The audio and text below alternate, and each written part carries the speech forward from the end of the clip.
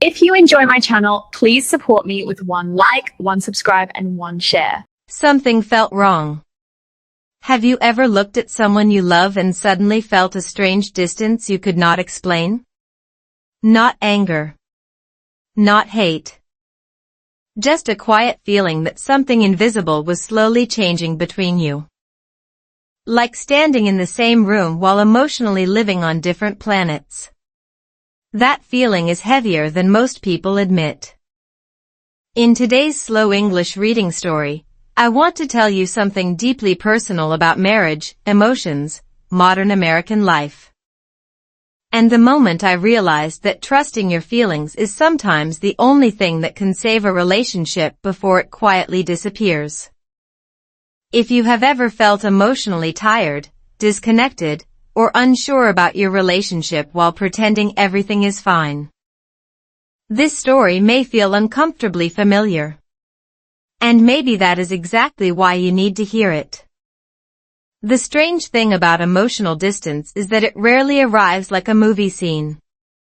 No dramatic music. No screaming. No shattered glass.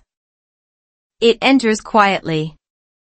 Like a cold wind sneaking through a tiny crack in the window during winter in Chicago. One day you are laughing together while buying groceries at Target, arguing about which ice cream flavor to bring home. And the next day you are sitting at the same kitchen table scrolling through your phones like two polite strangers waiting for different trains. That was us. And honestly, for a long time, I pretended not to notice it. At that point in my life, everything looked successful from the outside. We lived in a comfortable apartment near a busy American suburb filled with coffee shops, dog parks, and parents pushing expensive strollers like they were competing in the Olympics of responsible adulthood. I had stable work. My wife smiled in photos. Our children looked happy. If someone watched us for 30 seconds, they would probably say, "Wow, they really built a beautiful life together."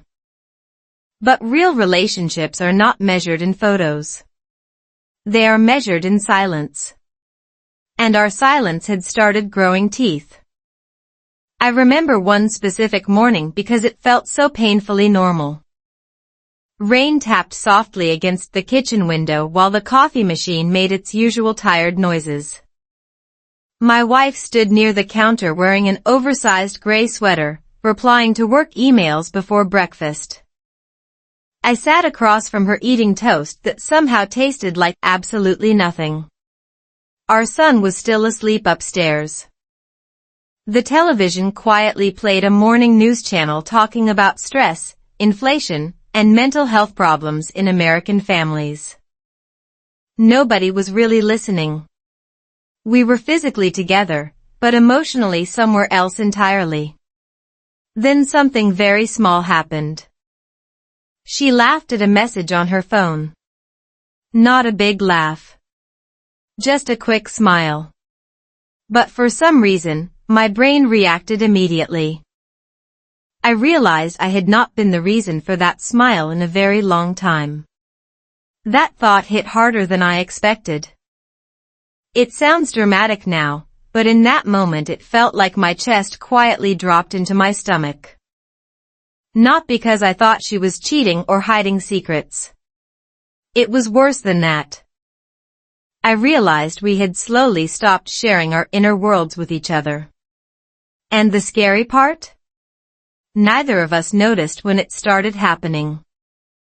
Modern life in America is incredibly efficient at helping couples become emotionally disconnected while staying technically functional. You pay bills together. You drive kids to school together. You discuss groceries, schedules, taxes, dinner plans, laundry detergent, and dentist appointments. Meanwhile, your emotional connection slowly starves to death wearing business casual clothing. Psychologists actually talk about this kind of emotional drift in long-term relationships. Studies about marriage satisfaction often show that couples do not usually collapse because of one giant disaster. They slowly weaken from repeated emotional neglect, tiny misunderstandings, exhaustion, and the habit of avoiding vulnerable conversations. In simple words, people stop feeling emotionally safe enough to say what they truly feel. Instead, they become managers of household logistics.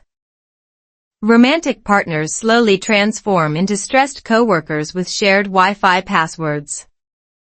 Honestly, that description made me uncomfortable because it sounded exactly like us.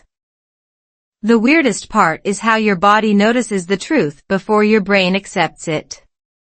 Humans are emotional detectives pretending to be logical creatures. You can say everything is fine 1,000 times, but your nervous system quietly keeps receipts. Your sleep changes. Your patience disappears faster. Small comments suddenly feel personal. Even silence sounds louder somehow. Around that time, I started waking up in the middle of the night for no clear reason. I blamed stress, work, caffeine, the weather. But deep down, I already knew what was wrong. I was afraid that the emotional connection between us was fading while we both acted too busy to save it.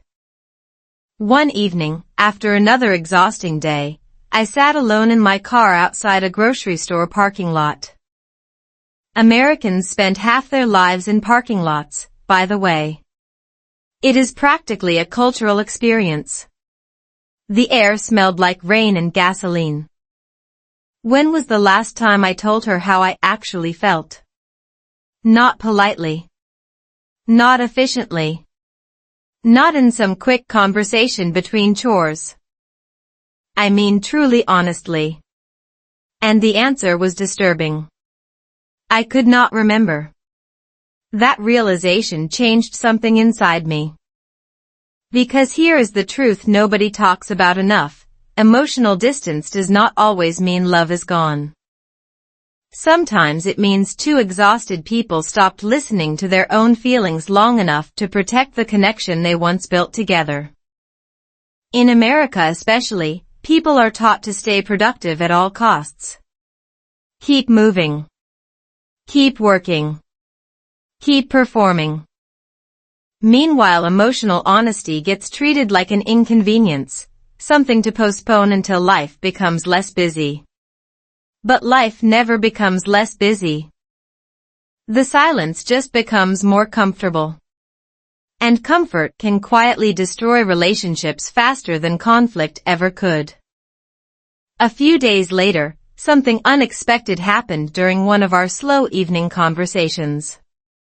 It was nothing cinematic. No dramatic rainstorm confession. We were simply washing dishes together after dinner while our children watched cartoons upstairs.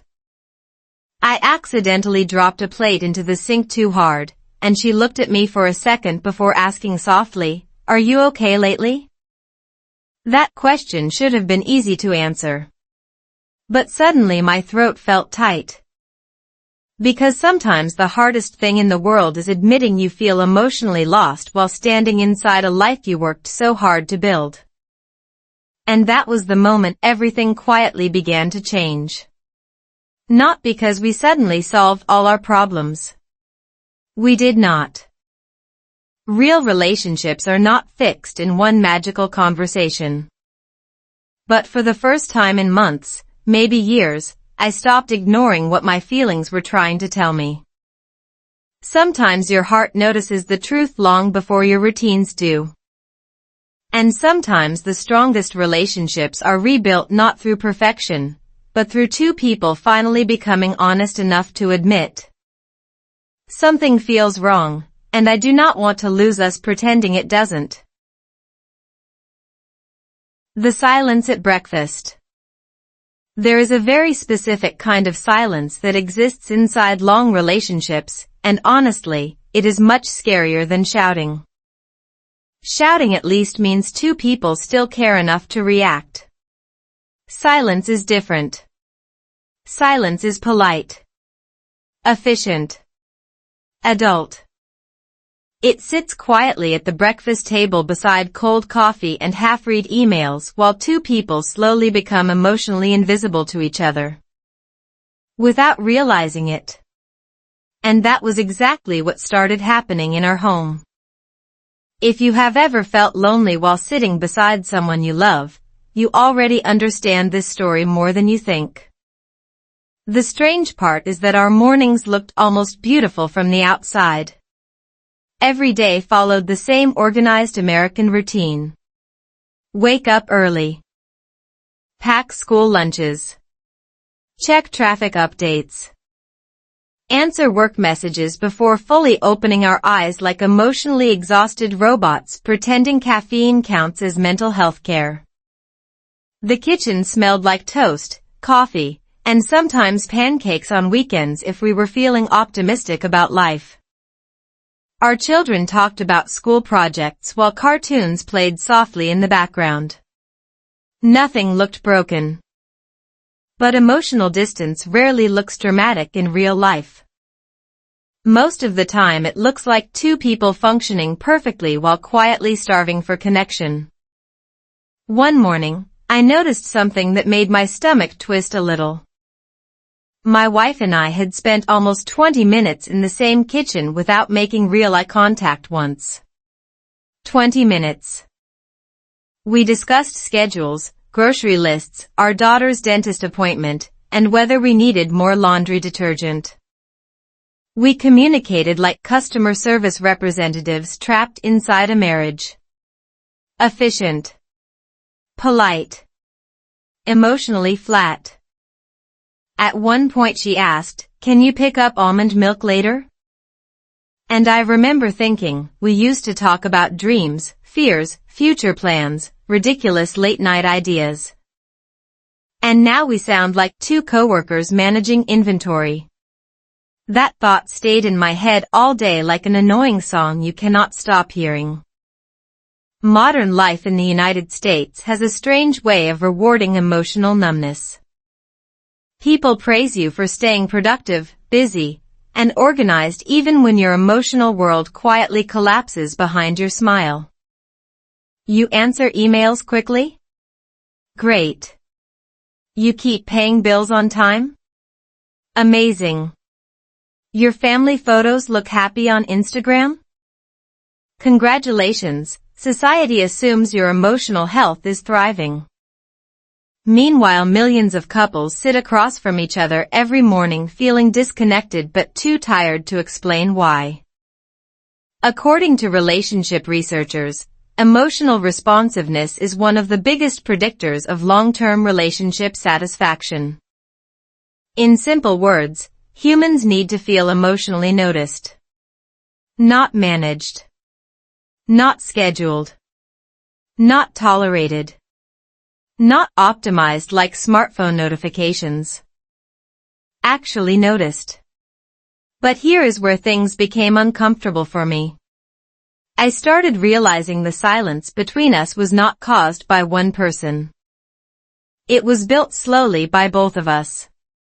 That truth irritated me because blaming someone else feels emotionally delicious. Self-awareness feels more like eating salad at midnight while watching people enjoy pizza.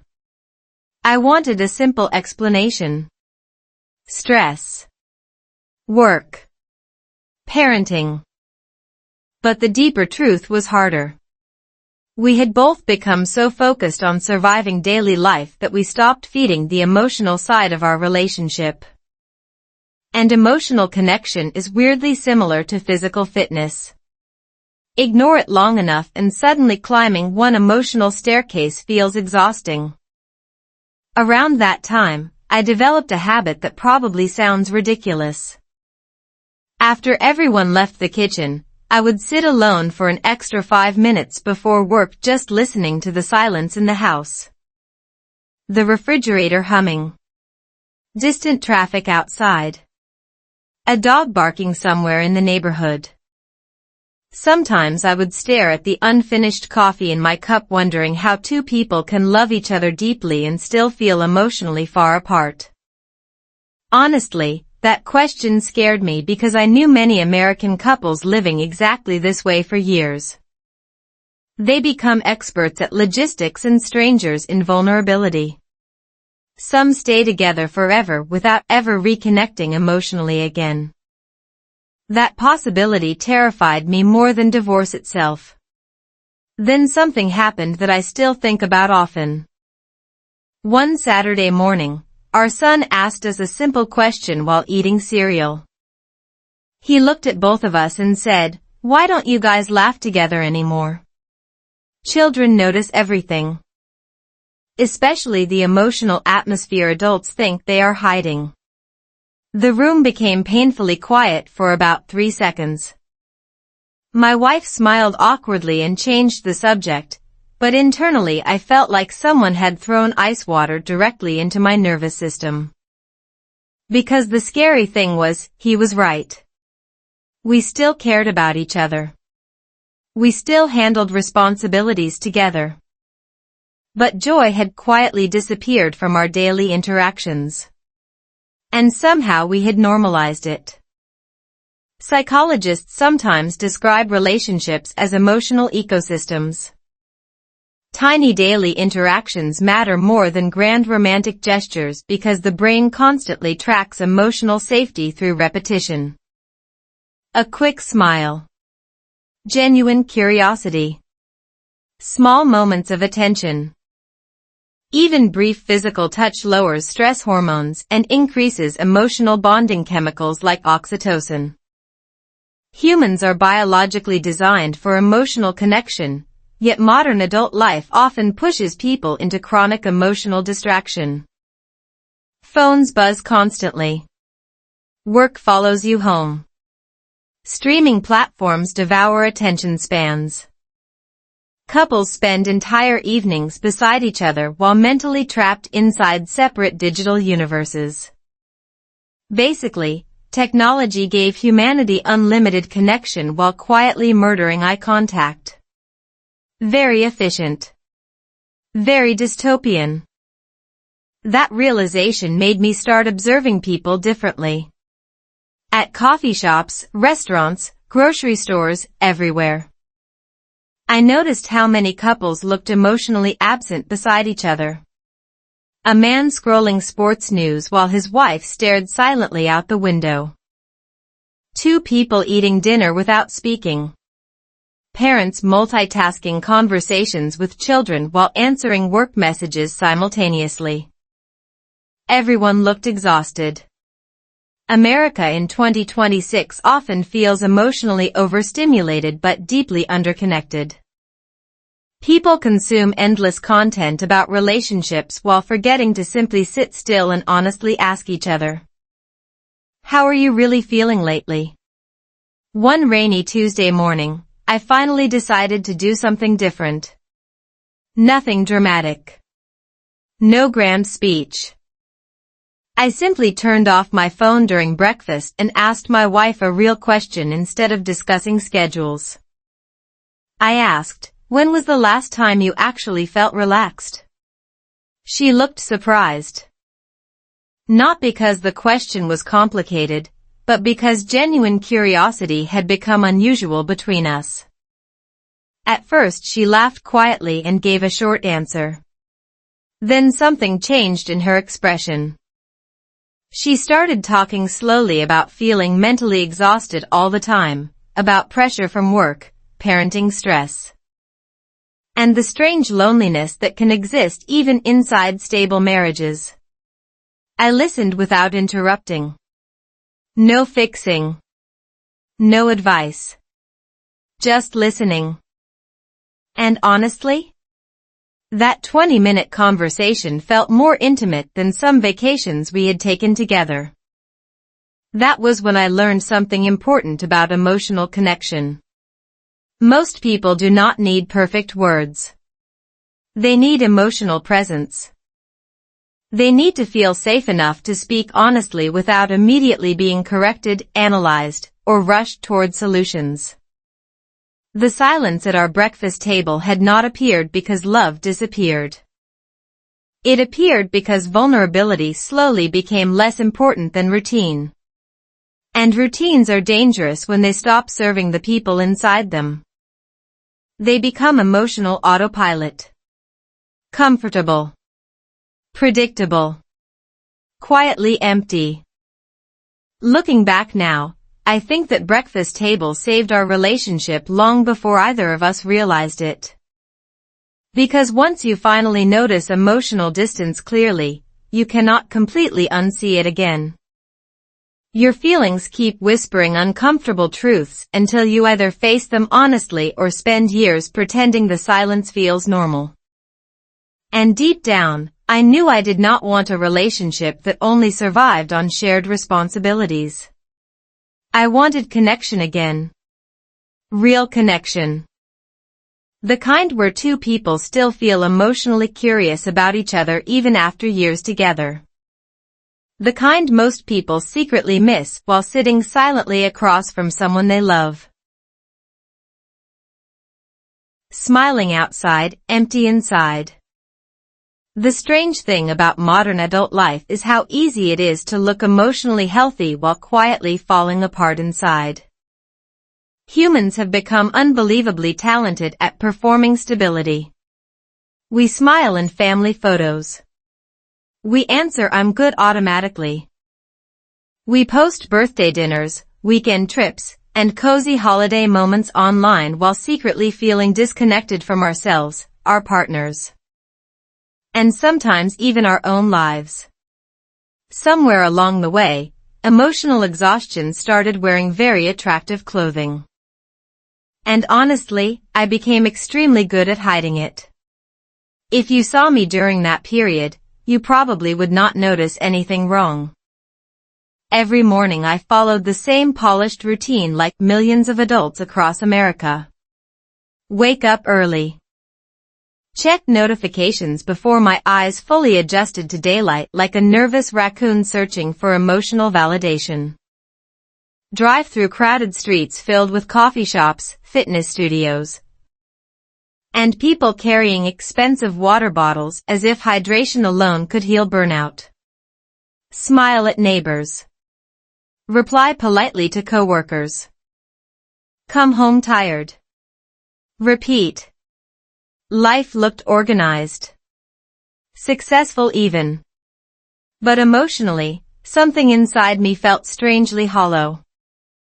The scary part about emotional emptiness is that it rarely arrives dramatically. It builds slowly through repetition. One ignored feeling at a time. One emotionally disconnected conversation at a time. One exhausting week turning into another until your inner world becomes so quiet that you stop asking yourself important questions altogether. At some point, I realized I had spent months functioning without truly feeling present in my own life. I was physically participating in everything while emotionally observing from far away, like a tourist trapped inside his own routine. One evening after dinner, I caught myself laughing at a joke during a family conversation without actually hearing what anyone said. My body reacted automatically. Smile. Nod. Laugh.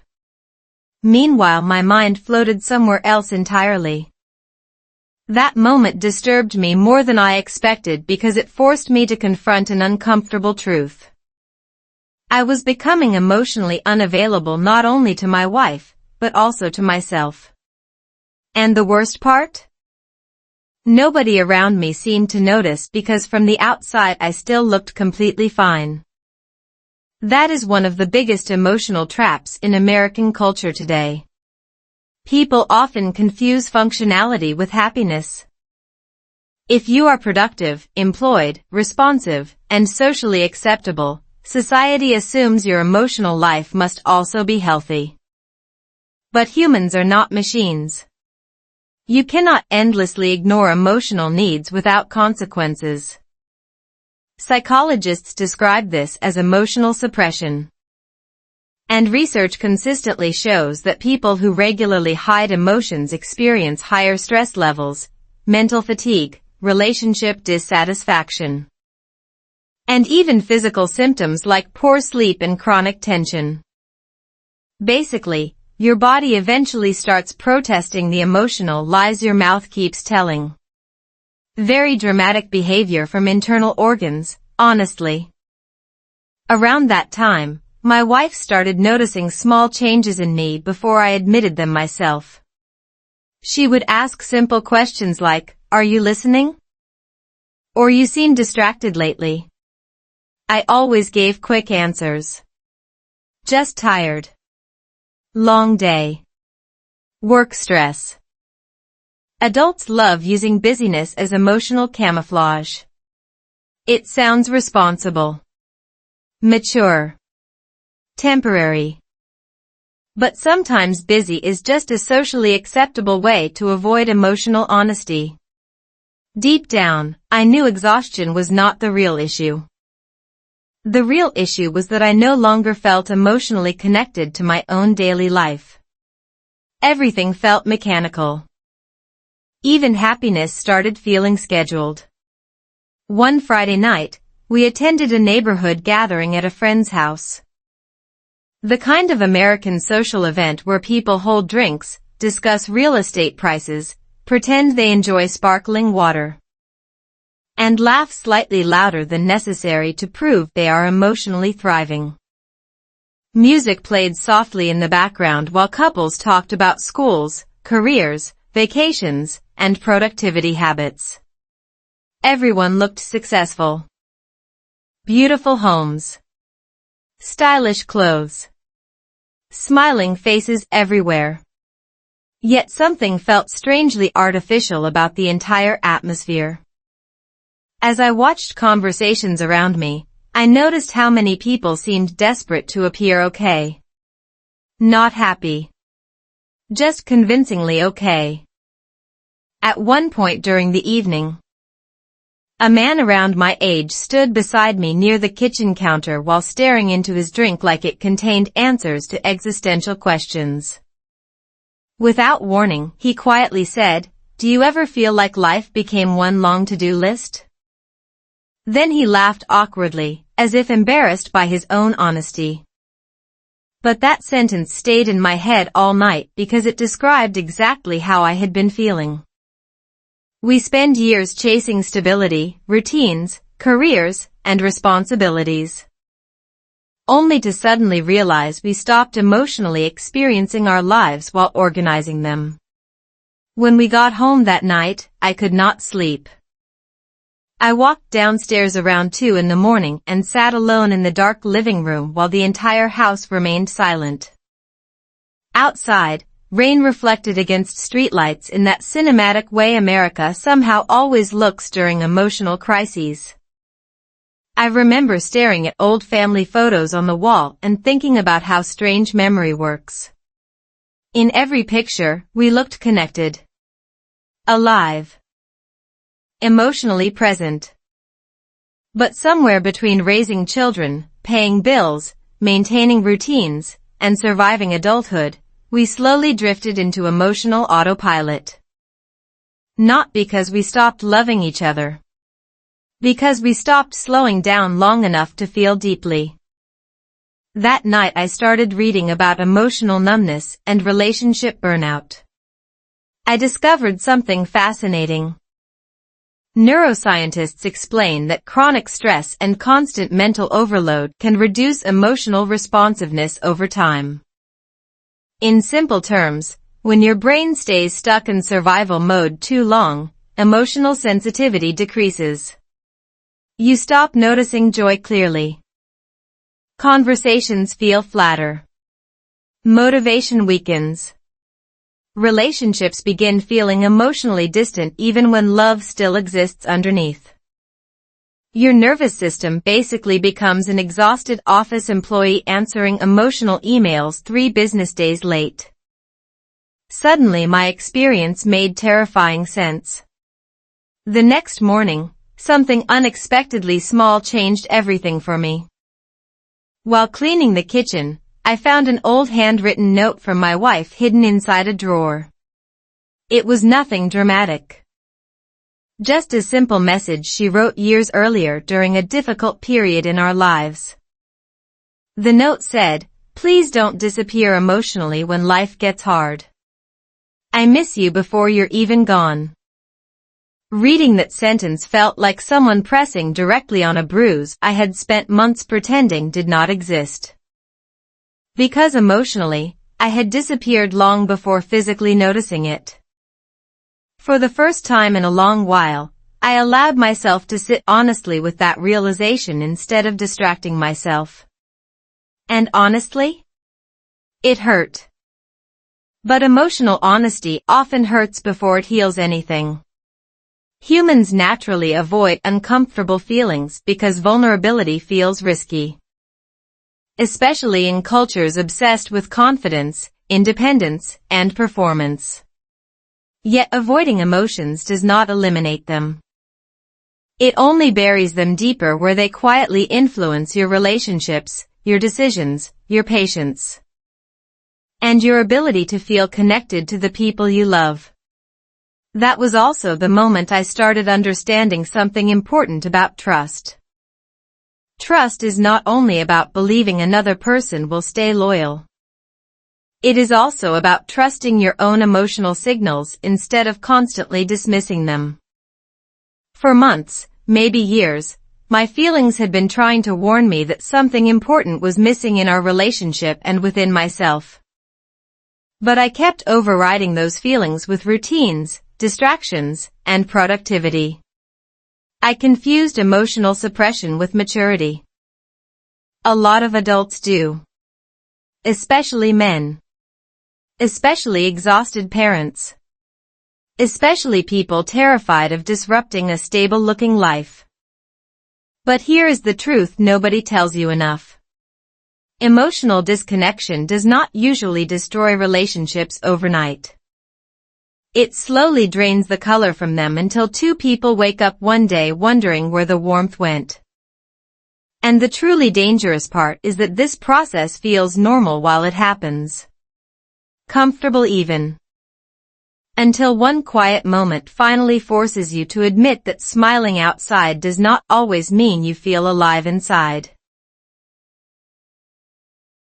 A question changed everything. Sometimes the most dangerous moments in life do not look dangerous at all. They look ordinary. Quiet. Forgettable even. A random Tuesday evening. Dirty dishes in the sink. Phones charging on the kitchen counter like tiny glowing machines feeding on human attention. Rain tapping softly against the windows while two exhausted adults move around the house completing responsibilities with military efficiency and emotional confusion. Nobody prepares you for the fact that one simple question can suddenly expose everything you have been trying not to feel. And honestly, that is exactly what happened to me. At that point, I had already started noticing the emotional distance growing inside our marriage, but I still treated it like background noise. Something uncomfortable, yes, but manageable. Humans are surprisingly talented at adapting to emotional discomfort as long as daily life continues functioning normally. Bills were paid. Kids were healthy. Work continued. Nobody was screaming. So part of me kept insisting things were probably fine. Not good. Just survivable. And sometimes that word becomes the quiet prison of adulthood. People stop chasing emotional connection and start celebrating emotional survival instead. That evening started like every other evening. My wife folded laundry while half watching a reality show neither of us actually cared about. I sat at the dining table pretending to answer emails while secretly scrolling through random videos because my brain felt too exhausted for meaningful thought. The house smelled like detergent and leftover pasta. Very glamorous emotional crisis atmosphere. At some point, our internet stopped working for about 10 minutes. And strangely enough, that tiny inconvenience changed everything. Suddenly the television went silent. Phones stopped loading. Notifications disappeared. The house became unusually still, like modern life itself had briefly paused to force us into the same moment together. Without screens distracting us, conversations slowly started happening. Awkwardly at first. Small comments. Complaints about internet providers. Jokes about how dependent everyone becomes on technology. Then my wife looked at me for a second longer than usual and asked something simple. Do you think we're still really happy? That was it. One sentence. Calm voice. No anger. No accusation. Yet the question landed in my chest with terrifying precision because deep down I already knew the answer was complicated. What shocked me most was not the question itself. It was my immediate emotional reaction. My brain wanted to respond quickly with something safe and reassuring. Of course. We're just stressed. Every couple goes through phases. Adults become experts at emotionally efficient answers. But my body reacted differently. My stomach tightened. My chest felt heavy. And suddenly I realized something important about feelings. Real emotions often appear physically before they appear verbally. Your nervous system notices emotional truth before your social conditioning edits it into something polite. I stayed quiet for several seconds, which already felt unusual between us. Then I admitted something I had not fully admitted even to myself. I said, I think we stopped paying attention to each other emotionally. The room became completely silent after that. Not hostile silence. Honest silence. The kind people usually avoid because it forces vulnerability into the room without asking permission first. She sat down across from me slowly and asked another question. When did that happen? Honestly? I could not answer immediately. Emotional disconnection rarely begins with one dramatic event. It happens gradually through tiny repeated moments of emotional absence. One distracted conversation. One avoided feeling. One exhausting week turning into another. Humans expect relationships to collapse loudly, but many relationships fade quietly instead.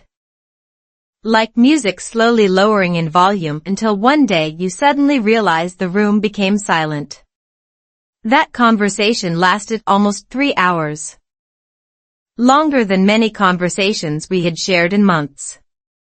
Maybe years. And the strangest part? We were not solving problems. We were finally describing reality honestly. There is a huge difference. Most couples discuss logistics constantly.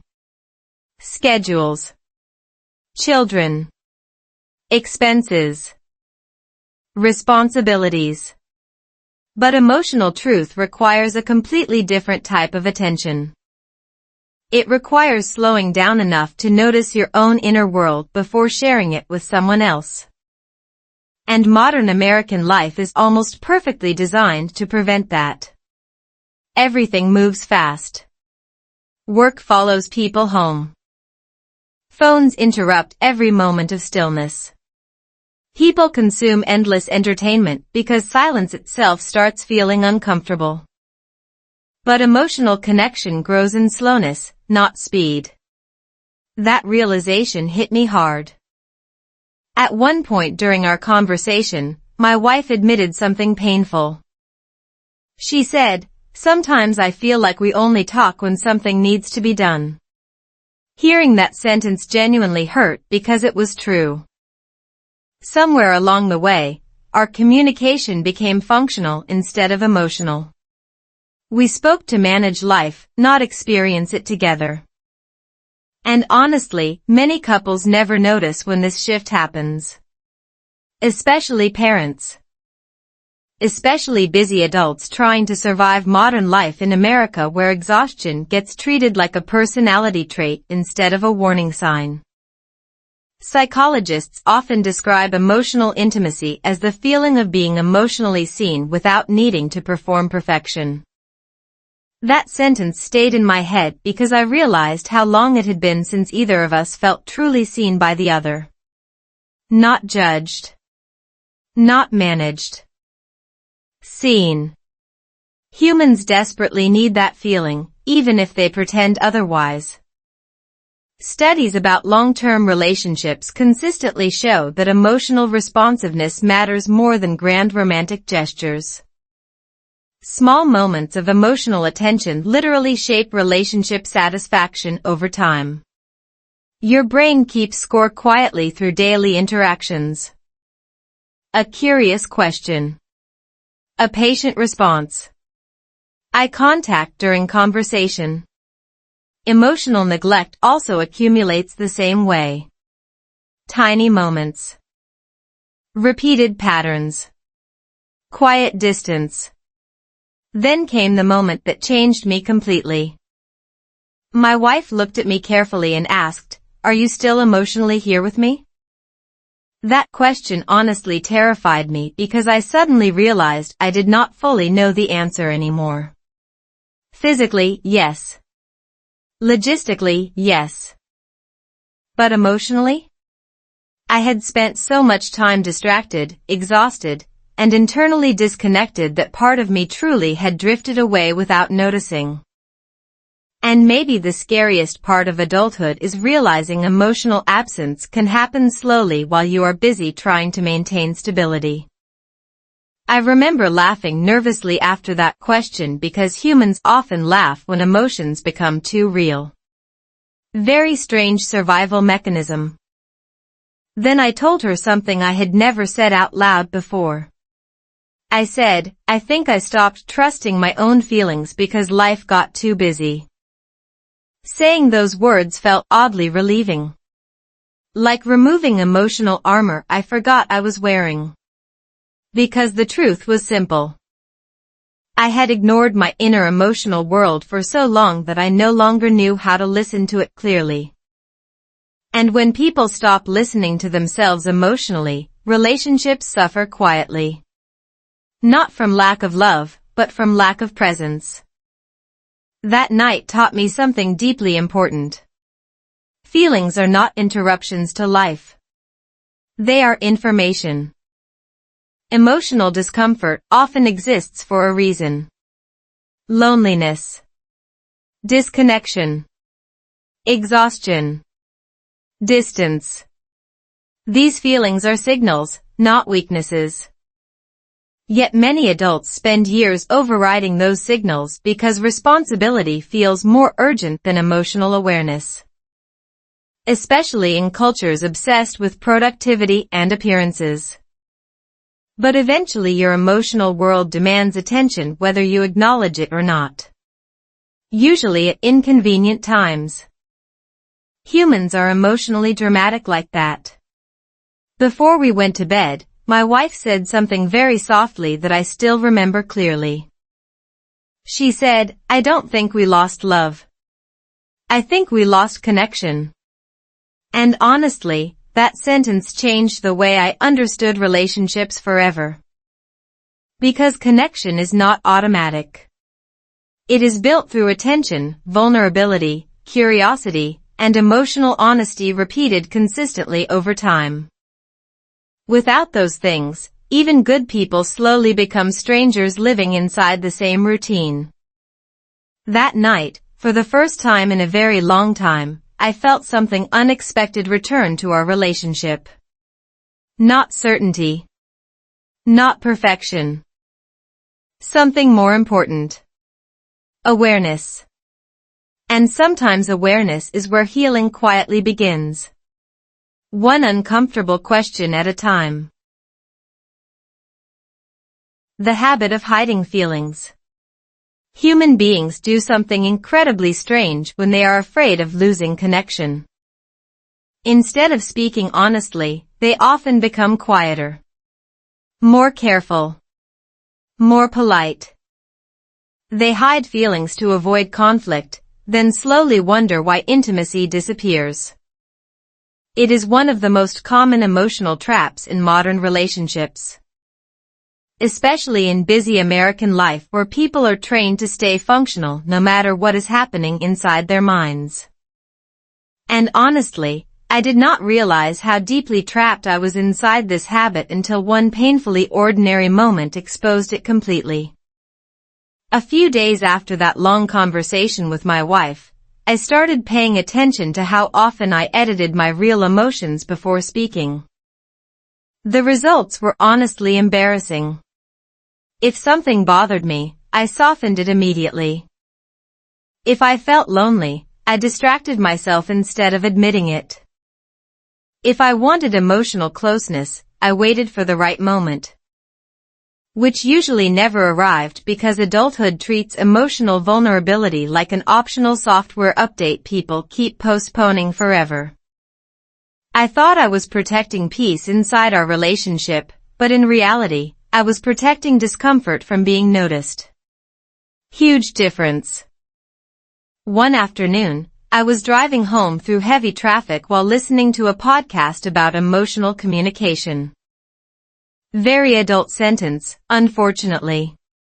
The speaker said something that instantly irritated me because it felt too accurate.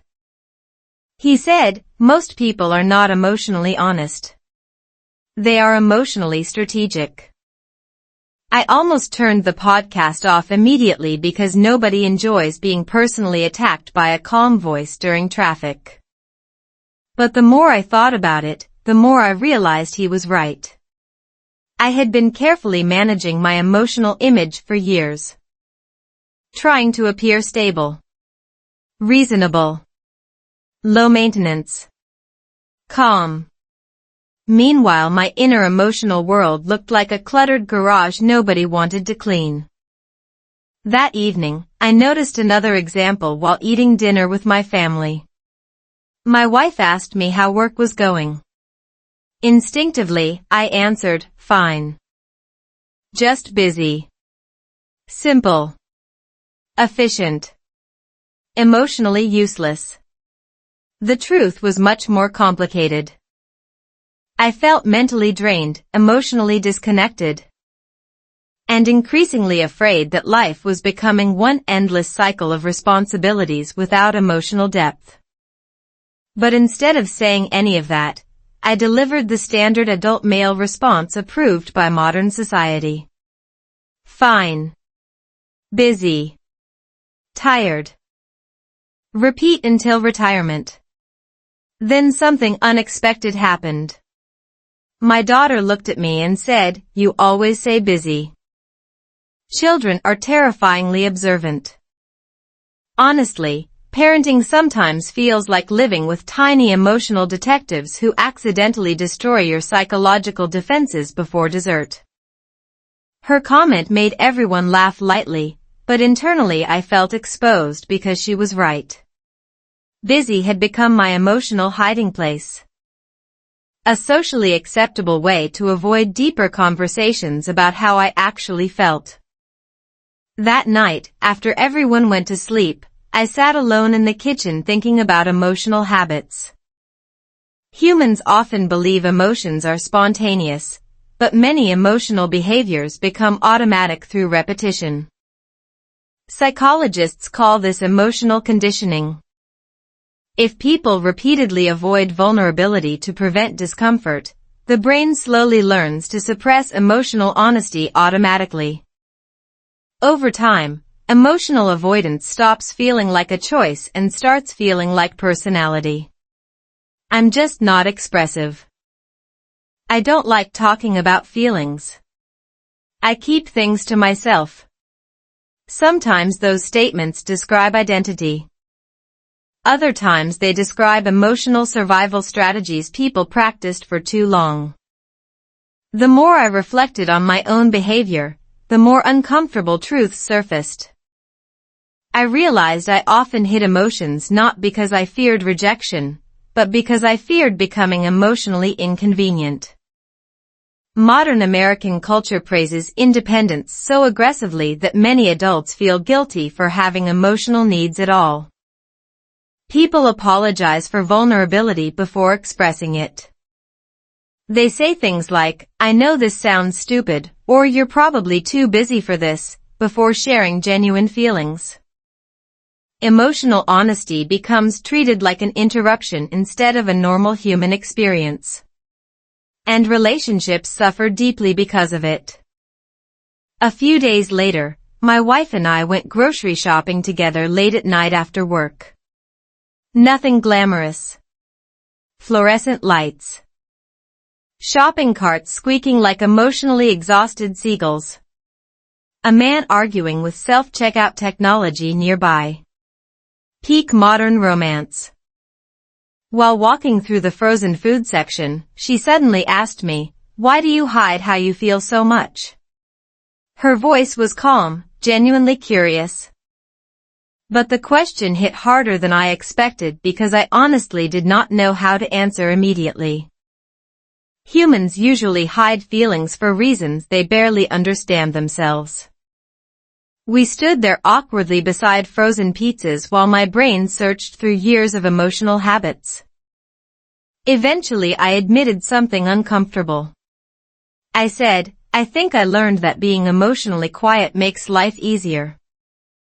Even saying that out loud felt strange because part of me instantly recognized how sad it sounded.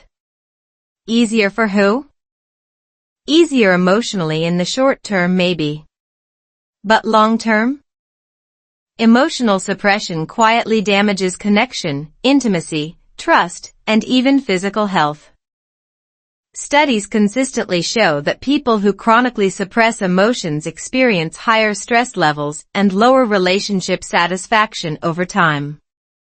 Your nervous system was never designed to permanently carry unspoken emotional weight. Eventually something starts cracking internally. My wife nodded slowly and said something I still think about often. Easy and healthy are not always the same thing. Honestly, that sentence should probably be printed on every adult refrigerator in America.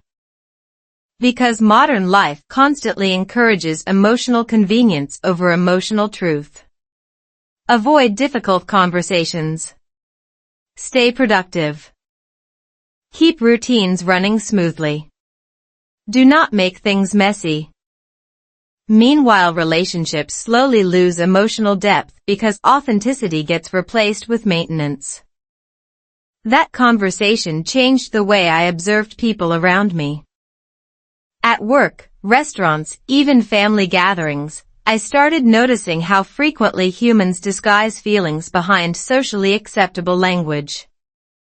Someone says I'm tired when they actually mean emotionally overwhelmed. Someone says I'm stressed when they really mean lonely. Someone says everything's fine while their body language quietly screams the opposite. Humans are emotional translators, constantly reducing complex inner experiences into safer, simpler words. And honestly, it makes relationships feel emotionally shallow over time. One weekend morning, my wife and I sat outside a small coffee shop watching people pass by while our children played nearby. The weather was unusually warm for early spring, and for once nobody seemed rushed. At some point she asked me a question that completely shifted my perspective. She said, "What feeling do you avoid the most?" Not what problem. Not what fear. What feeling? That question forced me into a level of emotional honesty I usually avoided instinctively. After sitting quietly for a while, I answered truthfully. Disappointment. The word surprised even me. But once I said it, everything suddenly made sense. I hid feelings because part of me feared emotional disappointment more than emotional distance itself. If I stayed emotionally careful, maybe I could avoid rejection, conflict, or vulnerability. But protecting yourself emotionally also prevents genuine connection. You cannot build deep intimacy while emotionally hiding behind polite half-truths all the time. Relationships need emotional risk to stay alive. Not reckless drama. Honest presence. There is a difference. That realization hit especially hard because I started understanding how many couples accidentally train each other to hide feelings. One distracted response here. One dismissed emotion there. One uncomfortable conversation avoided repeatedly. Over time, both people become emotionally cautious instead of emotionally open. Not because they stopped caring, but because vulnerability stopped feeling safe or useful. And sadly, many relationships remain trapped there for years. Functional. Stable. Emotionally starving. Later that evening, while cleaning dishes together, I tried something small but unusual for me. Instead of giving an automatic answer when my wife asked how I felt, I paused and answered honestly. Not dramatically. Just honestly. I told her I had been feeling emotionally disconnected from myself lately and afraid of becoming numb inside my own life. The conversation that followed was not perfect or cinematic. But it felt real. And realness creates connection faster than perfection ever will. That was when I finally understood something important about trust. Trusting your feelings does not mean obeying every emotion impulsively. It means respecting emotional signals enough to explore them honestly instead of burying them under routines, distractions, and socially acceptable silence. Because hidden feelings do not disappear. They simply wait quietly inside you until distance grows too large to ignore anymore. And by then, many people no longer remember how to speak honestly without fear. One honest conversation. Most people imagine life-changing conversations happening in dramatic places. Rain pouring outside. Emotional music in the background. Someone crying beautifully near a window while saying deeply poetic sentences that somehow sound perfectly organized despite emotional collapse. Real life is usually less cinematic. The conversation that changed our relationship forever happened on a completely ordinary Thursday night while folding children's laundry beside a basket full of tiny socks that apparently reproduce faster than rabbits in American households. Nothing looked important. And maybe that is exactly why it mattered so much. At that point, something subtle had started shifting between us. Not fixed. Not healed. But different. After weeks of uncomfortable honesty, we were finally paying attention to each other emotionally again instead of operating purely through routines. And honestly, that alone already felt strange. When people spend a long time emotionally disconnected, genuine emotional presence can initially feel almost uncomfortable. Like muscles waking up after sitting too long. Suddenly conversations carry weight again. Eye contact feels more intense. Silence feels meaningful instead of empty. Your nervous system starts noticing connection differently. That evening had been exhausting from the beginning. Work stress. School schedules. Grocery shopping. Endless notifications. Modern adulthood honestly feels like participating in an escape room nobody remembers entering voluntarily. By the time the children were asleep, both of us looked emotionally depleted. The kitchen was messy. The dishwasher hummed loudly in the background.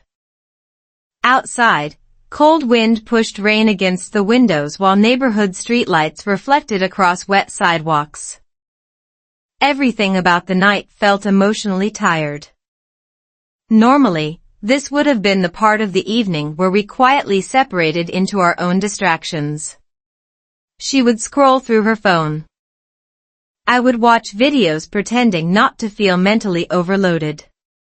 Two exhausted adults recovering separately while technically spending time together. But that night something different happened. Instead of disappearing into routines, we stayed in the same room talking quietly while folding laundry. Not discussing logistics. Talking. Real talking.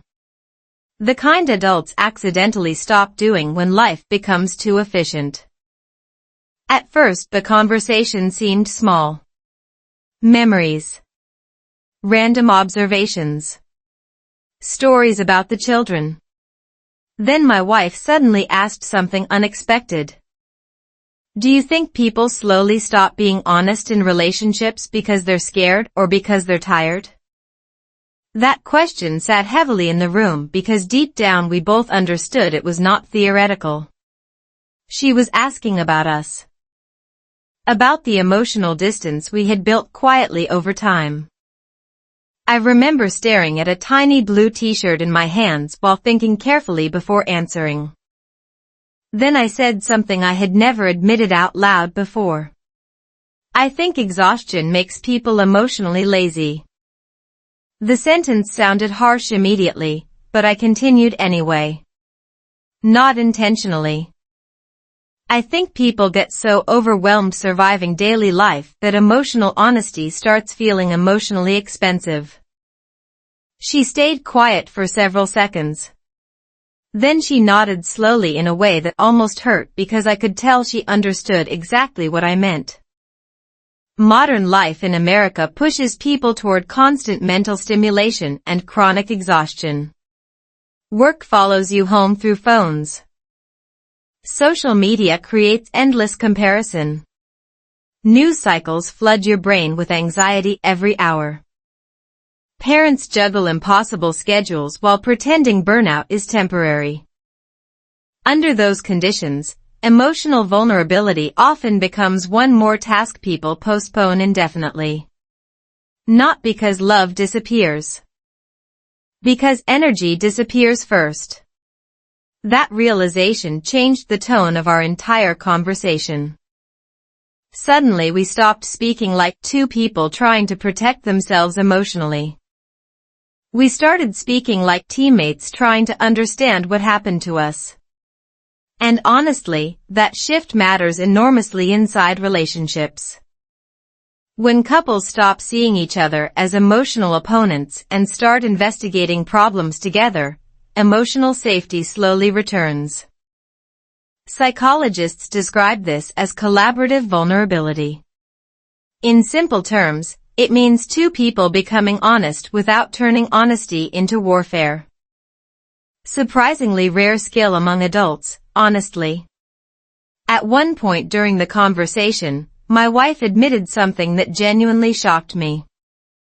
She said, "Sometimes I stopped telling you how I felt because I assumed you were already emotionally overwhelmed." Hearing that sentence felt deeply uncomfortable because I realized how often humans make emotional decisions based on assumptions instead of conversations. She thought protecting me emotionally meant hiding parts of herself. Meanwhile, I thought protecting our relationship meant hiding my own emotional struggles too. Both of us were trying to reduce emotional pressure. Instead, we accidentally reduced emotional intimacy. The strange thing about honest conversations is that they often reveal how lonely both people felt at the same time. Humans are unbelievably capable of suffering silently beside someone they love while assuming the other person would not understand. That realization hit me especially hard because I suddenly saw how much emotional energy we had wasted pretending to be okay for each other's sake. Very inefficient system. Humans really need software updates for communication. Then came the moment I still think about often. My wife looked directly at me and asked quietly, "When did you start feeling emotionally far away from me?" The question scared me because it required honesty without hiding behind vague language. I thought carefully before answering. and then I told her the truth. I think it happened slowly when life became more about managing stress than sharing experiences. That sentence changed the atmosphere instantly. Because deep down, both of us knew it was true. We had become excellent managers of life. Responsibilities. Schedules. Parenting. Finances. But emotional connection needs more than management. It needs attention. Curiosity. Presence. Playfulness. Shared vulnerability. And those things quietly disappear when survival mode dominates daily life too long. Neuroscience actually supports this. Chronic stress increases cortisol levels, which can reduce emotional responsiveness and patience over time. In simple words, exhausted brains struggle to maintain emotional closeness consistently. Your nervous system basically prioritizes survival over connection when overwhelmed for too long. As the conversation continued, something unexpected started happening inside me. I noticed my body physically relaxing. My shoulders felt lighter. Breathing became easier. That surprised me because I had not realized how much tension I carried simply from suppressing emotions constantly. Emotional honesty felt uncomfortable at first, but strangely calming afterward. Almost like finally setting down heavy bags you forgot you were carrying. Around midnight, the rain outside became louder while the house stayed completely silent except for our voices. And somewhere in that ordinary exhausted moment, I understood something deeply important about relationships. Connection is not maintained through perfection. It is maintained through repeated emotional honesty. Tiny moments where two people stop performing adulthood long enough to say what they actually feel. Not strategically. Not efficiently. Honestly. Then my wife said something that completely changed how I viewed love. She said, "I don't need you to always have answers. I just need to feel emotionally close to you again." That sentence honestly broke something open inside me because I realized how often I treated emotional conversations like problems needing solutions, instead of experiences needing connection. Many adults do this, especially men raised to believe usefulness matters more than emotional presence. But relationships are not business meetings.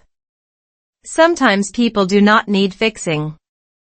They need witnessing.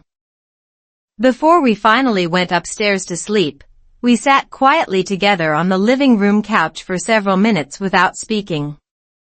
But for the first time in a long while, the silence felt peaceful instead of distant. That difference matters more than most people realize. Silence inside emotionally disconnected relationships feels cold, defensive, heavy. But silence inside emotional safety feels restful, familiar, alive somehow. That night did not magically solve every problem between us. Real relationships are messier than inspirational internet quotes. But something fundamental changed. We stopped hiding behind emotional convenience and started risking honesty again. And honestly, that single shift affected everything afterward. Because one truly honest conversation can interrupt months or even years of emotional drifting if both people are willing to stay emotionally present long enough to hear each other clearly. Sometimes relationships do not need dramatic rescue. Sometimes they simply need two exhausted humans brave enough to finally stop pretending. Why modern couples feel lonely. There is something deeply strange happening inside modern relationships, especially in America, and almost nobody talks about it honestly enough. People are more connected digitally than ever before. Yet emotionally many couples feel lonelier sitting beside each other than being physically alone. It sounds dramatic until you start noticing it everywhere. Restaurants filled with silent couples staring at phones. Families spending entire evenings in the same room while mentally living in completely different worlds. Partners exchanging information all day without exchanging emotional presence at all. And the frightening part is how normal this has started to feel. After that long honest conversation with my wife, I became weirdly aware of emotional loneliness around me. Once your eyes notice it, you cannot completely ignore it again. It was everywhere. At grocery stores, school events, coffee shops, even inside our own home in subtle ways we previously treated as harmless habits. One night I looked around our living room and realized every person in the family was using a separate screen simultaneously. My son watched videos. My daughter played games. My wife answered work emails. I scrolled through news headlines I would forget 15 minutes later. For humans physically together. For nervous systems emotionally somewhere else entirely. Honestly, it looked less like a family evening and more like a Wi-Fi powered survival experiment. The dangerous thing about modern loneliness is that it rarely feels dramatic enough to demand immediate attention. Emotional disconnection grows quietly through repeated distraction. Tiny moments. Missed eye contact.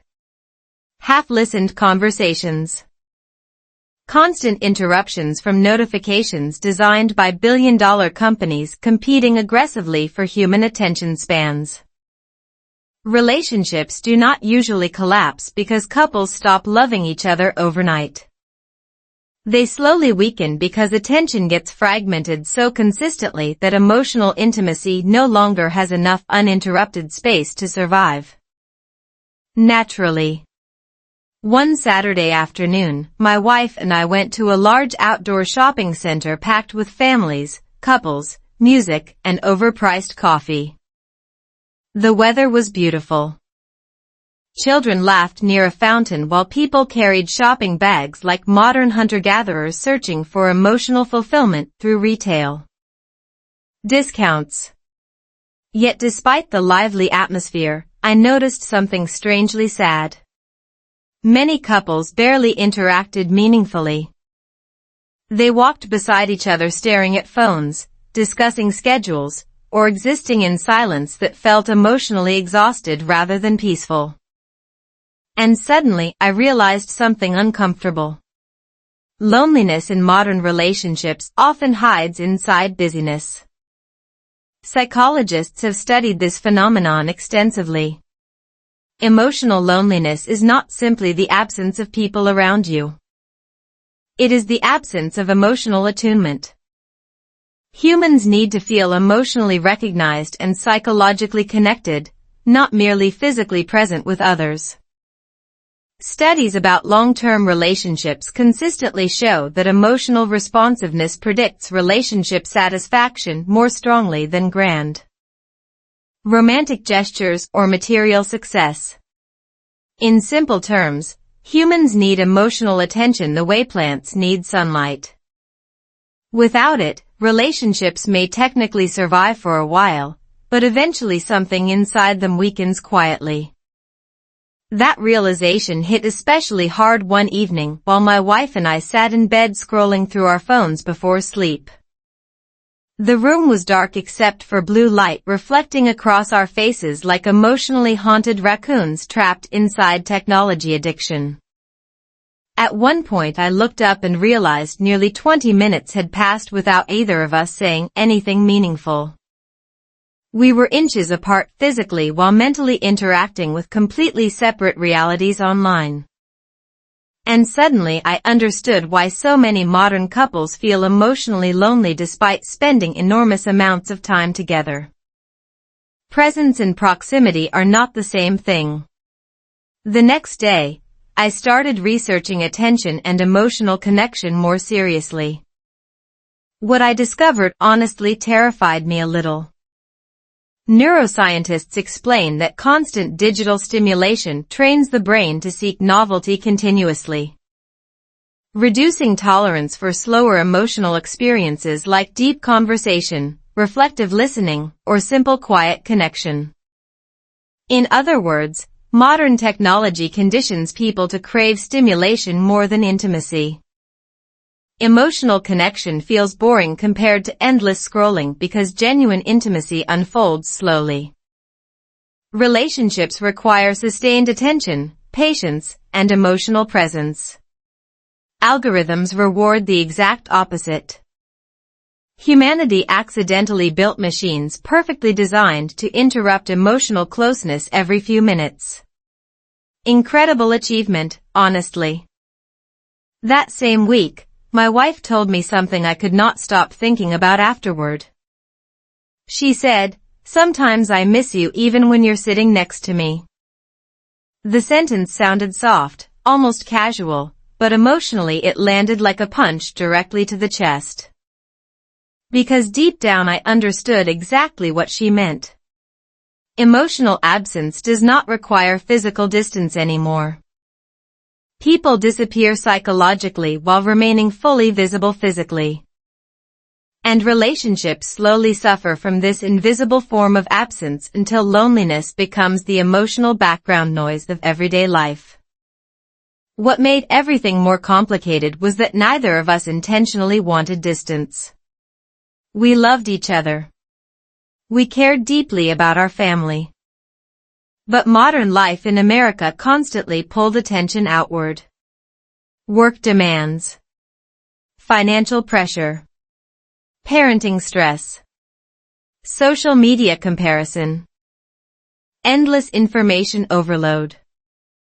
At the end of each day, our nervous systems felt so overstimulated that emotional connection sometimes seemed harder than emotional avoidance.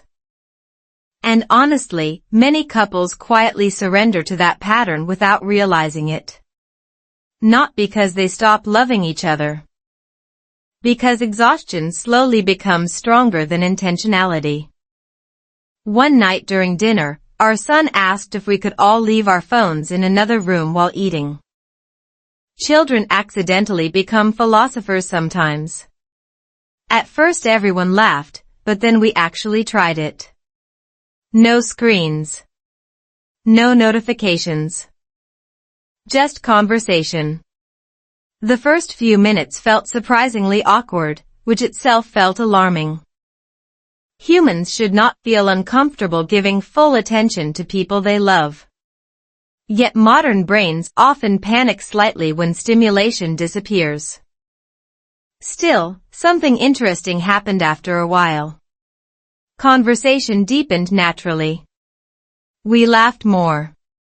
Eye contact returned. Time slowed down emotionally. And for the first time in a long while, dinner felt alive instead of efficient. That experience changed how I viewed emotional loneliness completely. I realized many couples are not failing because they lack love. They are failing because modern life fragments attention so aggressively that emotional intimacy slowly suffocates beneath distraction. Emotional connection requires presence, but presence has become one of the rarest resources in contemporary adult life. Everyone is reachable constantly yet emotionally unavailable simultaneously. Very advanced civilization behavior. A few days later, my wife and I sat outside late at night after the children were asleep. The neighborhood was quiet except for distant traffic and the occasional sound of wind moving through trees. No phones. No television. Just stillness. At some point she asked, "Do you think people are scared of being emotionally close now?" The question lingered in the darkness between us because honestly, I think many people are. Real emotional intimacy requires vulnerability, attention, patience, and discomfort tolerance. It cannot compete easily with the fast dopamine rewards of distraction culture. Relationships move slowly. Apps move fast. Human emotions are messy. Algorithms are efficient. Guess which one modern society trains people to prioritize every day? I thought carefully before answering her. Then I said, I think people are emotionally starving while constantly consuming distractions. And honestly, that sentence explained not only our relationship struggles, but much of modern loneliness itself. Humans keep feeding their minds non-stop while quietly neglecting emotional nourishment. Endless content. Endless noise. Endless stimulation. Meanwhile, genuine connection waits patiently beneath all the distraction, asking for something much simpler. Attention. Presence. Honesty. Time. That night, sitting together in the cool silence, I finally understood something important. Loneliness inside relationships is not always caused by lack of love. Sometimes it is caused by lack of emotional attention repeated slowly over years. And the truly dangerous part is how easy it becomes to normalize emotional distance in a culture where everyone already feels overwhelmed. People adapt to loneliness the same way they adapt to background noise. Gradually. Quietly. Until one day they suddenly realize they cannot remember the last time they felt deeply connected to the person sitting right beside them. The day I stopped pretending. There comes a moment in some relationships when pretending becomes more exhausting than honesty. Not dramatic pretending. Not fake smiles in movie scenes or emotional speeches under thunderstorms. I mean the quieter kind.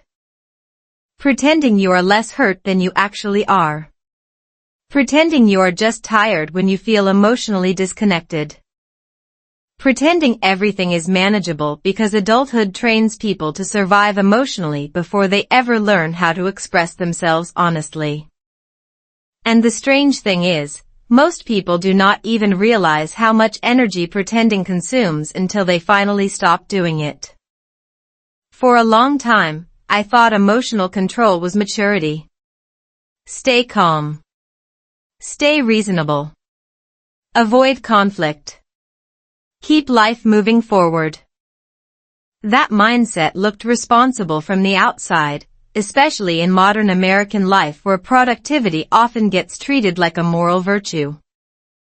But internally, something inside me kept getting quieter. Less expressive. Less emotionally alive. I did not notice it clearly at first because emotional numbness rarely arrives suddenly. It builds slowly through repetition, like dust settling over furniture until one day you finally notice everything looks faded. The moment everything changed happened on a completely ordinary Sunday afternoon. Honestly, life loves doing that. Huge emotional breakthroughs almost never happen during glamorous moments. They happen while unloading groceries, cleaning kitchens, or standing in parking lots questioning every life decision beside a shopping cart. That day, my wife and I had spent hours running errands together. Traffic was terrible. The kids were restless. Everyone looked emotionally overcooked. By the time we arrived home, tension floated quietly through the car even though nobody was technically arguing. Then something small happened. My wife asked if I remembered to pick up medicine for our daughter. I had forgotten. Normally, this would have become one of those quick adult conversations where both people pretend irritation is not happening while emotionally keeping score. Internally, like tiny stressed accountants. And at first, I followed the usual script. I apologized quickly. She sighed. Silence filled the room. But suddenly I felt exhausted by the performance itself. Exhausted by pretending small moments did not carry deeper emotional weight underneath them. Instead of shutting down emotionally like I usually did, I said something honest before my brain could stop me. I said, I feel like I've been disappearing inside my own life lately. The sentence surprised both of us. Honestly, it even surprised me. The room became very still afterward. Not uncomfortable exactly. More like emotionally alert. The way people become quiet when truth unexpectedly enters a conversation. For several seconds, my wife did not respond. Then she asked softly, "What do you mean?" And suddenly I realized how rarely adults ask each other that question sincerely. Most conversations today move too fast for emotional depth. People respond automatically. Advise quickly. Defend themselves immediately. But genuine curiosity creates emotional space, and emotional space allows honesty to breathe. I sat down at the kitchen table trying to organize feelings I had ignored for months. Maybe years. Then I admitted the truth as clearly as I could. I told her I felt emotionally disconnected not only from our relationship, but from myself. I explained how daily routines had slowly turned life into constant maintenance instead of meaningful experience. Wake up. Work. Notifications. Responsibilities. Sleep. Repeat. Somewhere inside all that motion, I stopped feeling emotionally present in my own existence. And honestly, saying those words out loud felt terrifying and relieving simultaneously. My wife listened quietly without interrupting. No immediate solutions. No defensiveness. Just attention. That alone felt strangely emotional because modern conversations often prioritize reaction over understanding. Humans have become very fast at responding and very slow at listening. But emotional intimacy grows inside listening, not performance. Then she admitted something that honestly changed the direction of our relationship completely. She said, "I thought you stopped caring emotionally because you never talked about what was happening inside you." Hearing that sentence hurt because I suddenly realized how deeply pretending had distorted our connection. I believed emotional silence protected stability. Meanwhile, she experienced that silence as emotional absence. Both of us misunderstood each other while trying to avoid discomfort. Humans are impressively complicated creatures. Psychologists often describe this pattern as emotional masking. People suppress authentic emotions to maintain social harmony, avoid vulnerability, or preserve their identity as strong and stable. But over time, emotional masking creates internal exhaustion because humans are not designed to permanently disconnect from their own emotional reality. Research even shows that chronic emotional suppression increases stress hormones and reduces relationship satisfaction over time. Basically, your nervous system eventually protests the emotional lies your behavior keeps performing. Very dramatic biology. That conversation lasted hours. Longer than I expected. At one point, I admitted something I had barely admitted to myself.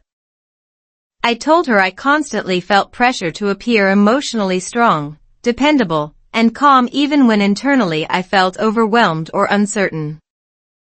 Modern masculinity in America often rewards emotional control while quietly discouraging emotional openness. Men learn early that vulnerability feels risky. So many of us become experts at emotional concealment while secretly craving deeper connection. The result? Countless emotionally exhausted people pretending they are fine because nobody taught them another way to survive adulthood. As the evening continued, something fascinating started happening psychologically. The more honest I became, the less emotionally heavy I felt. That surprised me because I had unconsciously believed vulnerability would create chaos or weakness. Instead, emotional honesty created relief. Neuroscience actually explains this phenomenon.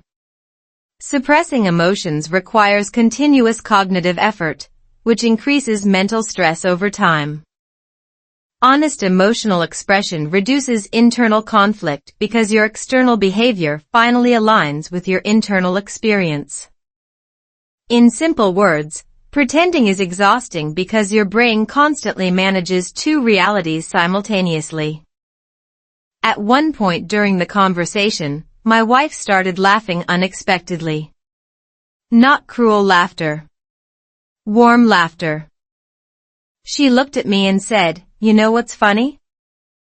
I think we've both been trying so hard to protect each other emotionally that we accidentally stopped being emotionally real." That sentence stayed with me because it explained so much about modern relationships.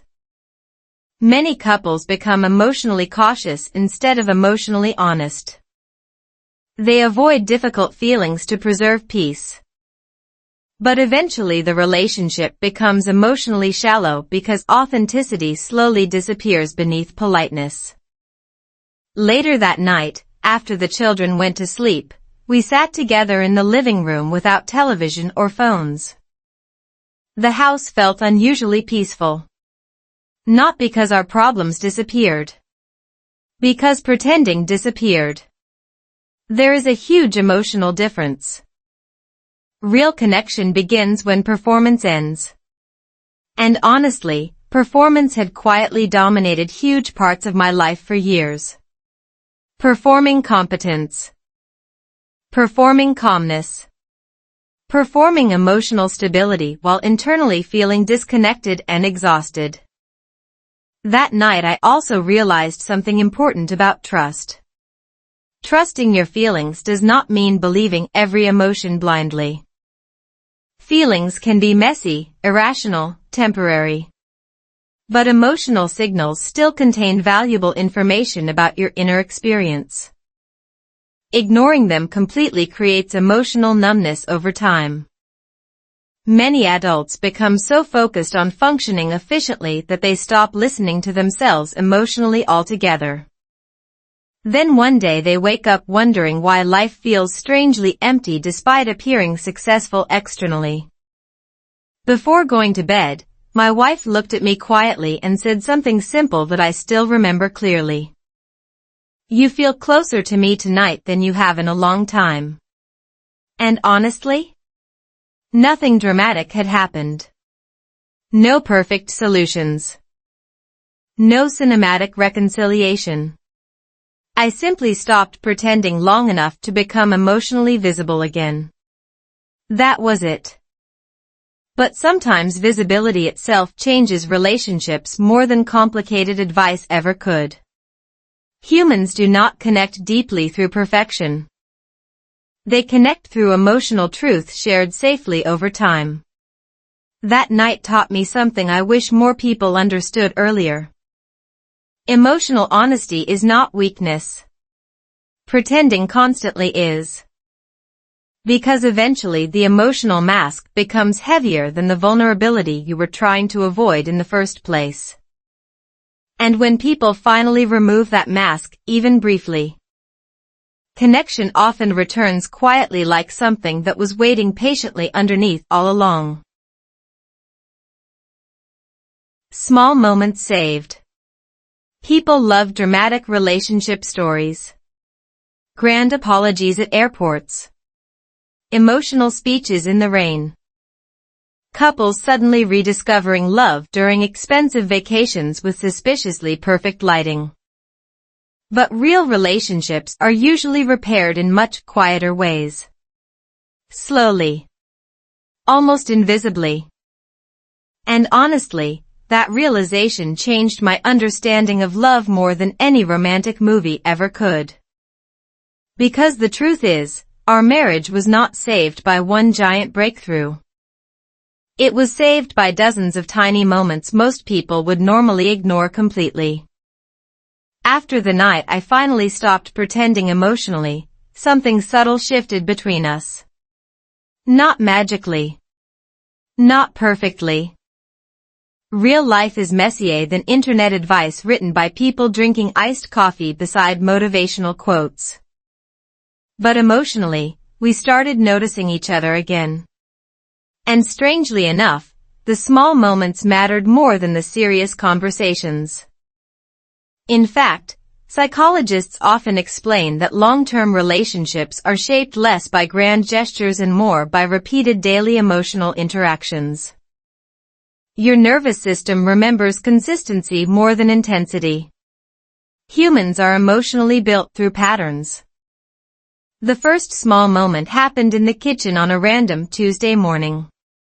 Normally our mornings felt rushed and emotionally mechanical. Coffee.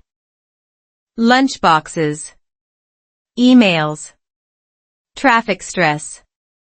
Everyone moving like tired contestants in a reality show called Surviving Adulthood in America. But that morning, while I was making coffee, my wife walked into the kitchen half asleep and leaned quietly against my shoulder for maybe 3 seconds.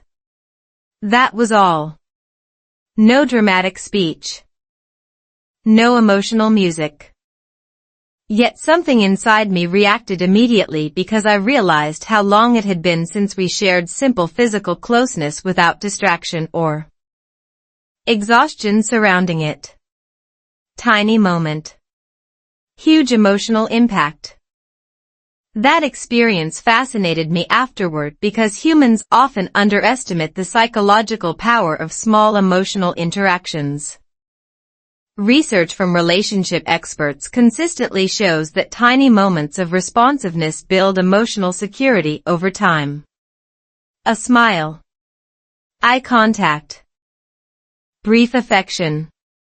Genuine curiosity.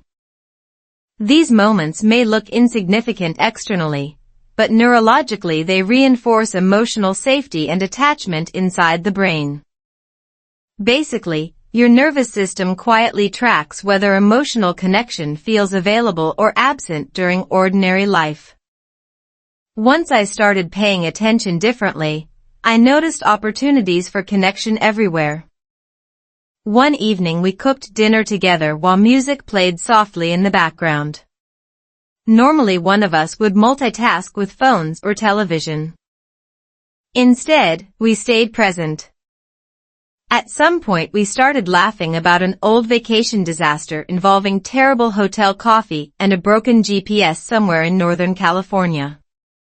The laughter felt surprisingly emotional because it reminded me that shared memories are not just memories. They are emotional bridges. Couples stop feeling connected partly because they stop revisiting emotional experiences together. Life becomes so focused on future responsibilities that shared joy gets buried beneath logistics. Another small moment happened during a late-night drive home after picking up our daughter from a school event. The children had fallen asleep in the back seat while rain moved softly across the windshield. The city lights reflected against wet roads in that strangely cinematic American way that makes ordinary life feel briefly meaningful. Normally we would fill silence with random distractions or tired conversation. But that night we simply talked honestly about fears. Aging. Stress. Parenting. Emotional exhaustion. At one point my wife admitted she sometimes worried we would wake up years later feeling like strangers who successfully managed a household together. Hearing that sentence hurt because I knew exactly what she meant. But instead of avoiding the discomfort, we stayed inside the conversation together. And honestly, emotional intimacy often grows precisely in those uncomfortable moments people usually avoid. Around that time, I also noticed how much modern life trains people to overlook small positive experiences emotionally. The human brain naturally focuses more on problems, threats, and stress because survival systems evolved that way biologically. Psychologists call this negativity bias. It means humans remember criticism more strongly than compliments and notice emotional tension faster than emotional safety. Relationships quietly suffer because people start treating positive moments as normal background noise while emotionally magnifying negative interactions. I realized I had been doing this constantly. Focusing on stress, responsibilities, problems needing solutions. Meanwhile, tiny moments of connection passed by unnoticed like emotional sunlight ignored through closed curtains. One weekend morning, something surprisingly simple affected me deeply. My wife was reading quietly on the couch while our children played nearby. I looked up from my coffee and noticed how peaceful the room felt. No conflict. No emotional tension. Just calm human presence. And suddenly I understood something important. Deep connection is not always intense. Sometimes it feels safe, familiar, quietly alive. Modern culture often confuses love with constant excitement, but long-term emotional intimacy often feels softer than that. Less fireworks. More warmth. Less performance. More ease. That realization became even clearer during one particularly stressful week when everything seemed to go wrong simultaneously. Work pressure increased. One child got sick. Sleep disappeared. The house looked emotionally attacked by laundry and unfinished responsibilities. Normally stress like that would have pushed us back into emotional survival mode. But this time something different happened. Instead of emotionally withdrawing, we intentionally looked for small ways to stay connected during chaos. A quick hug in the hallway. Sitting together for 10 minutes before bed without phones. Asking real questions instead of logistical ones. Tiny things. Yet those tiny things prevented stress from turning into emotional distance again. One night during that difficult week, my wife left a handwritten note beside my coffee cup before work. It simply said, "Thank you for being emotionally here again."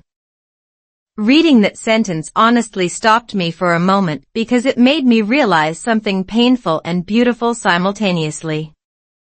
Emotional presence matters more than perfection. Most people do not need flawless partners. They need emotionally available ones. And emotional availability is built through small repeated choices, not giant romantic performances. The more I reflected on our relationship, the more I understood why so many modern couples feel disconnected. People chase dramatic solutions while neglecting ordinary emotional maintenance. They wait for vacations, anniversaries, or crises to reconnect instead of protecting connection during normal life. But relationships are lived mostly in ordinary moments. Grocery shopping. Morning coffee. Traffic. Laundry. Quiet evenings. Tiny interactions repeated thousands of times slowly shape emotional reality. There was one specific evening I will probably remember for the rest of my life because it captured this truth perfectly. We were sitting outside after dinner while our children played in the yard nearby. The sun was setting slowly behind the neighborhood houses, painting everything with warm orange light that made even suburban America look emotionally poetic for once. At some point my wife rested her head against my shoulder and said quietly, "I missed this version of us."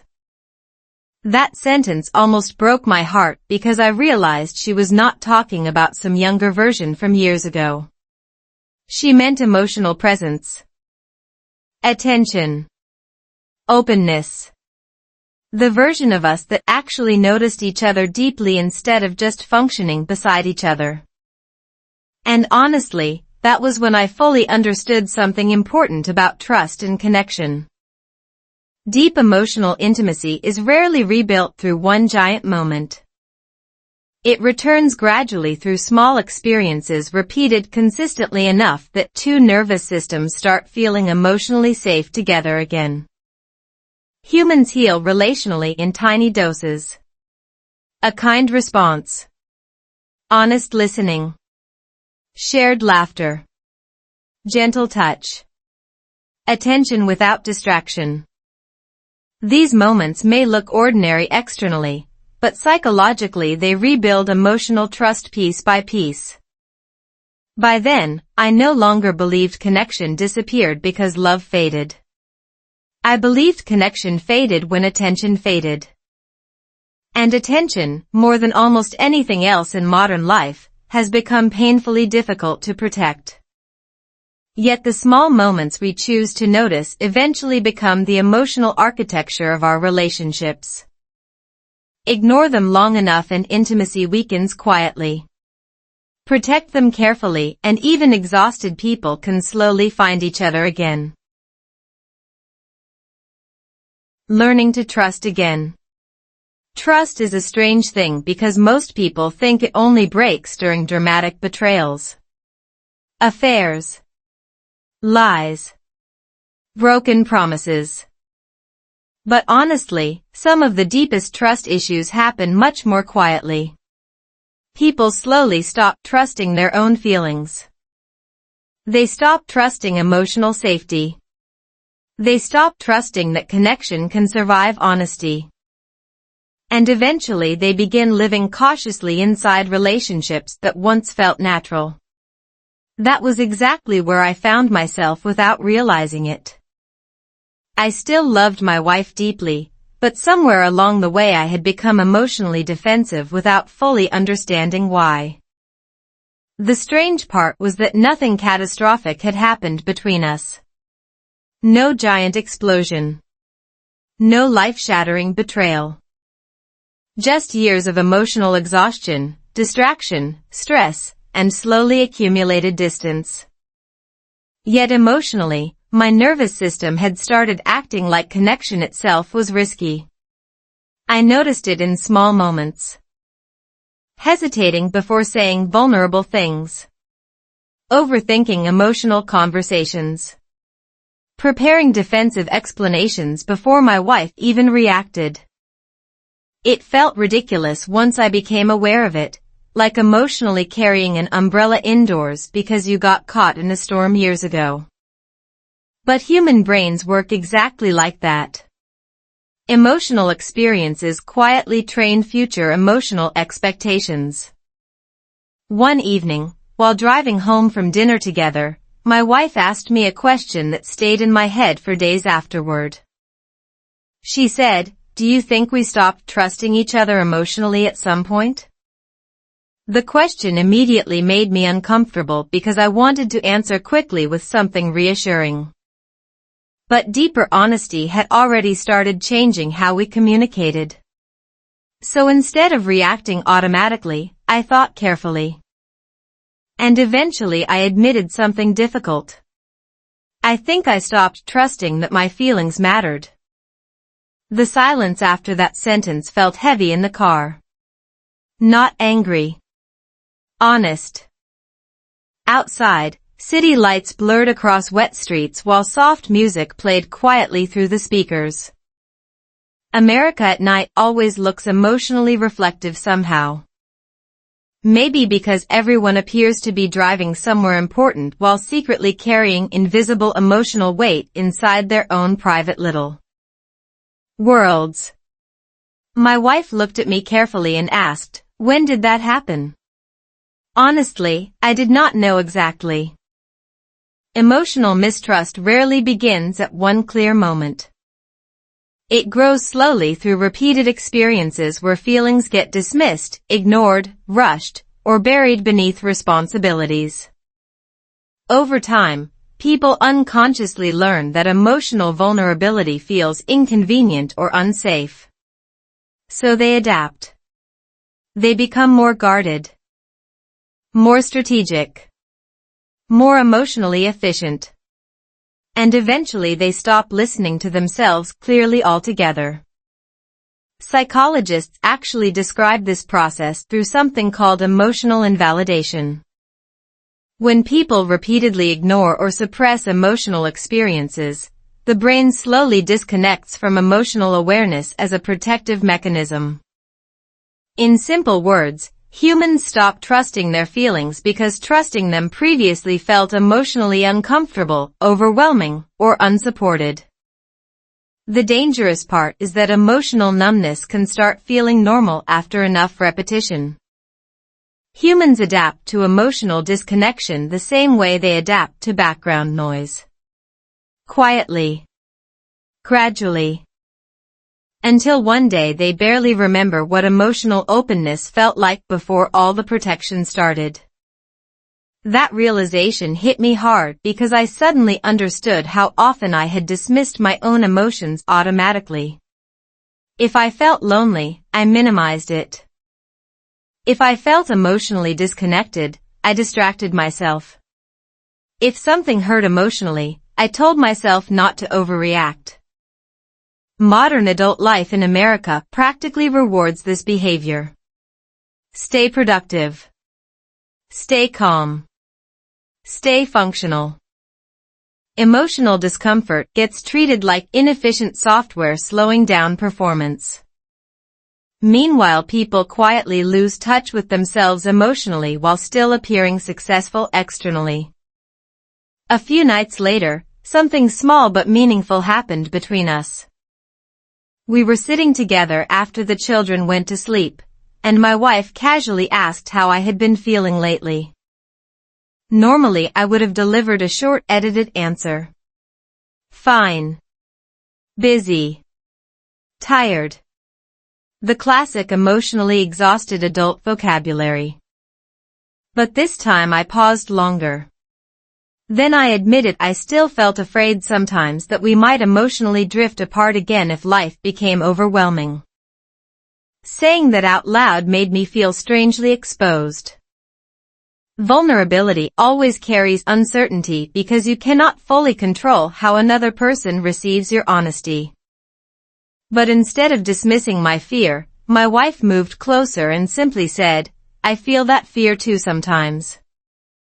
That moment changed something important inside me because it reminded me that emotional safety does not come from never feeling afraid. It comes from feeling emotionally understood when fear appears. Huge difference. Humans often think trust means certainty. Real emotional trust actually means believing connection can survive honesty, uncertainty, and uncomfortable conversations without collapsing immediately. That experience also taught me something fascinating about relationships. Emotional trust is not rebuilt through promises alone. It is rebuilt through repeated emotional consistency. Small moments where people respond with patience instead of defensiveness. Curiosity instead of avoidance. Presence instead of distraction. Neuroscience supports this deeply. The brain constantly updates emotional expectations based on repeated interpersonal experiences. In other words, trust becomes biological over time. Your nervous system literally learns whether emotional vulnerability feels safe or threatening through repetition.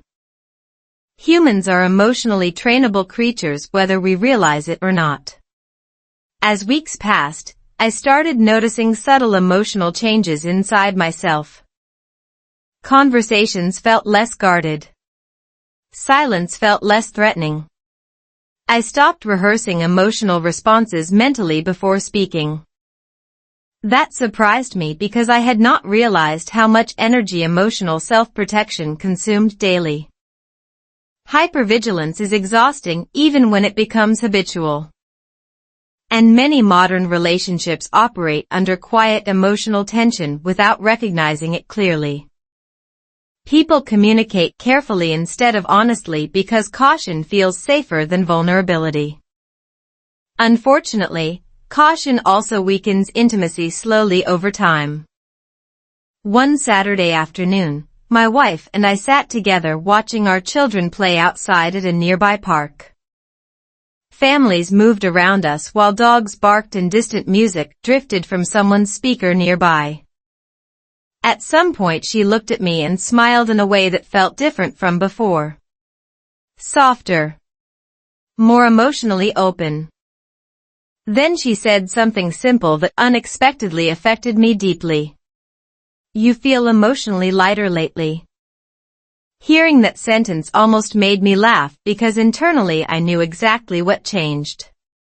I had stopped fighting my feelings constantly. That realization became clearer later that evening while reflecting alone. For years, I treated emotions like problems needing control rather than signals needing attention. Especially difficult emotions. Fear. Loneliness. Uncertainty. Vulnerability. I believed emotional strength meant suppressing discomfort effectively. But suppression and strength are not the same thing. In fact, many emotionally disconnected adults are not emotionally strong at all. They are emotionally armored. And armor protects people while simultaneously preventing genuine closeness. Very expensive emotional trade. One thing I noticed especially was how much easier connection became once honesty stopped feeling dangerous. Small conversations deepened naturally. We laughed more. We listened more carefully. Even ordinary moments felt emotionally fuller somehow. And honestly, I think that happens because emotional trust creates relaxation inside relationships. Your nervous system stops preparing constantly for emotional disappointment or misunderstanding. Instead of monitoring conversations defensively, you simply participate in them. That sounds small until you realize how many people rarely experience emotional relaxation inside modern relationships anymore. Toward the end of that season in our lives, I remember sitting quietly beside my wife late one night after everyone else was asleep. The house felt peaceful. No screens. No noise. Just stillness. At some point she asked me softly, "Do you trust your feelings more now?" I thought about the question carefully because the answer mattered more than I expected. Then I said, I think I finally stopped treating my emotions like enemies. And honestly, that was the real turning point. Not perfection. Not certainty. Emotional trust. The willingness to listen inwardly without immediately dismissing what I felt. Because feelings are not always correct, but they are still meaningful. They reveal needs, fears, disconnection, longing, exhaustion, and truth humans often try desperately to outrun through distraction and routine. Yet eventually emotional reality catches up with everyone. The only question is whether people face it honestly before relationships become emotionally empty beyond recognition.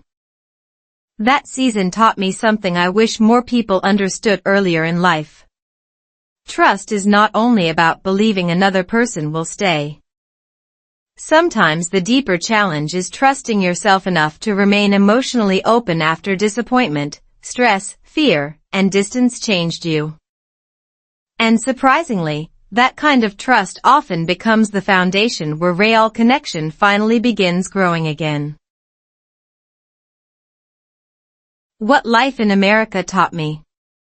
There is a version of adulthood nobody really warns you about when you're younger. It is not dramatic enough to become a movie, but it quietly changes millions of people every year.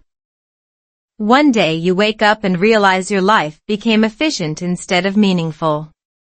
Your calendar is full. Your responsibilities are organized. Your routines function perfectly. Yet emotionally, something feels strangely unfinished inside you. And honestly, living in America taught me that this feeling is far more common than most people admit out loud. For a long time, I believed success automatically created happiness. Stable work. Comfortable home.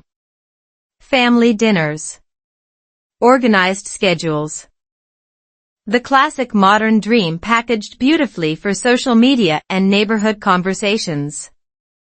From the outside, our life looked exactly like the kind of life people spend years trying to build. But internally, I slowly learned something uncomfortable.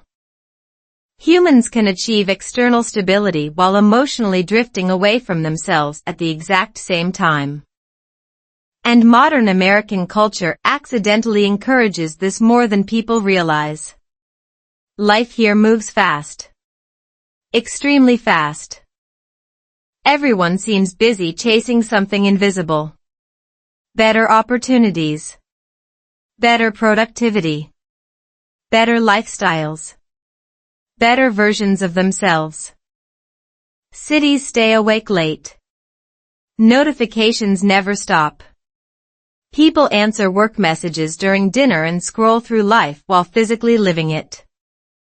There is always another goal, another upgrade, another pressure quietly waiting around the corner. At first, that energy feels exciting. Motivating even. But over time, constant motion can slowly disconnect people from emotional presence without them noticing clearly. One morning, while sitting in traffic surrounded by hundreds of silent cars, I suddenly had a strange thought.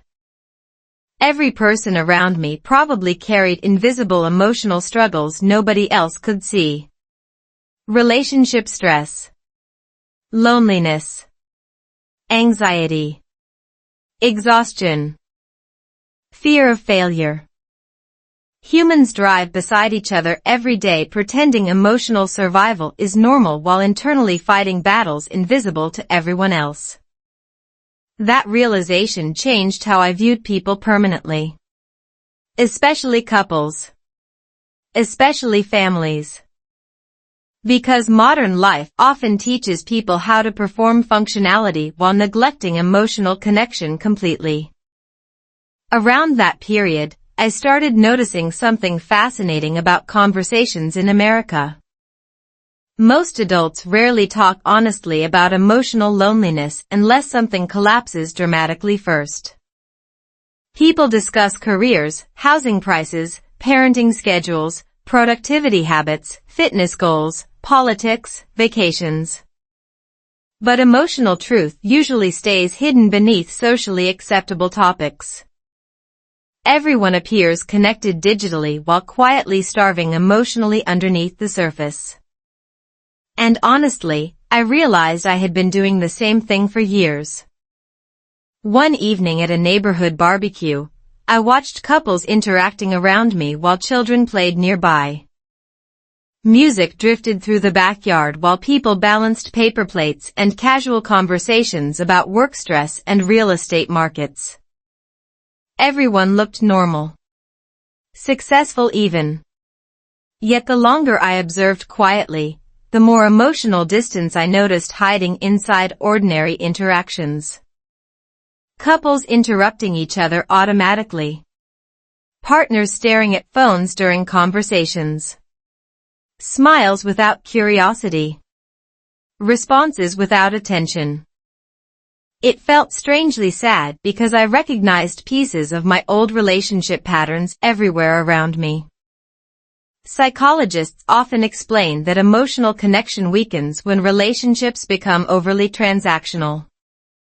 In simple words, people start interacting mainly to manage responsibilities instead of sharing emotional experiences. Modern adult life practically encourages this shift constantly. Parents become project managers. Couples become logistical partners. Conversations become functional instead of emotionally nourishing. Over time, many people stop feeling deeply known by the person sitting closest to them every day. And honestly, that emotional loneliness can exist even inside loving families.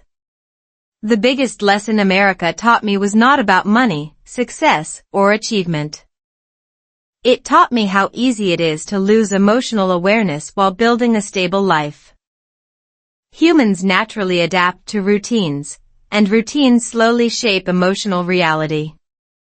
If people repeatedly prioritize efficiency over presence, eventually they stop noticing themselves emotionally altogether. That realization hit especially hard one night while sitting alone after everyone else went to sleep. The house was quiet except for distant traffic outside and the soft humming of appliances. I remember thinking, how many people are living entire lives without ever feeling deeply emotionally connected again? That question genuinely scared me because for a while, I thought I might become one of them. At the same time, life here also taught me something hopeful. Emotional reconnection does not require perfection. It requires awareness. Slowing down. Paying attention. Modern culture constantly pulls human attention outward. But meaningful connection still grows inward through ordinary moments people usually rush past. A real conversation during breakfast. Sitting together without screens. Listening fully instead of multitasking emotionally. Tiny things. Yet psychologically, these moments matter enormously because emotional intimacy grows through repeated experiences of presence. One of the most important changes in our relationship happened when we started protecting small moments intentionally. Not expensive vacations.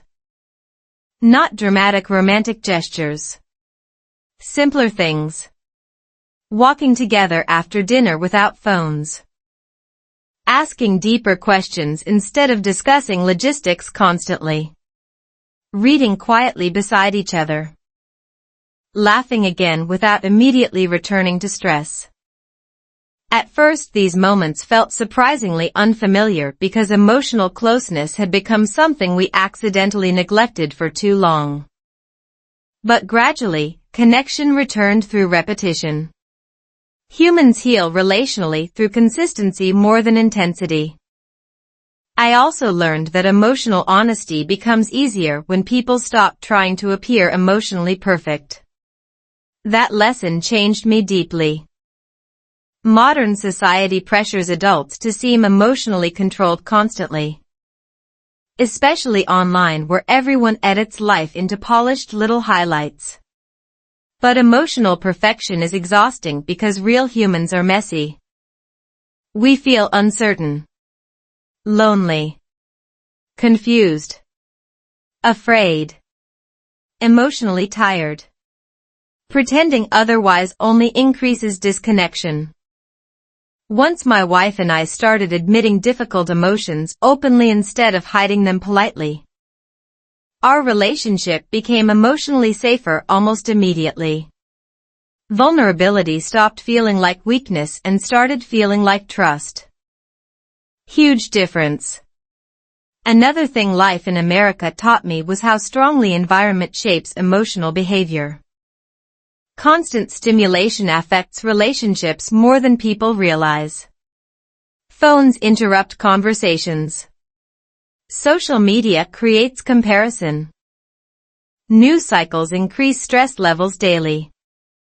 Human attention becomes fragmented so consistently that emotional intimacy struggles to survive naturally without intentional effort. Neuroscience even shows that chronic overstimulation reduces emotional regulation and presence over time. In simple words, exhausted, distracted brains struggle to connect deeply. That realization made me understand why so many couples feel emotionally distant despite technically spending enormous amounts of time together. One quiet Sunday afternoon, my wife and I sat outside watching our children play while sunlight moved slowly through the neighborhood trees.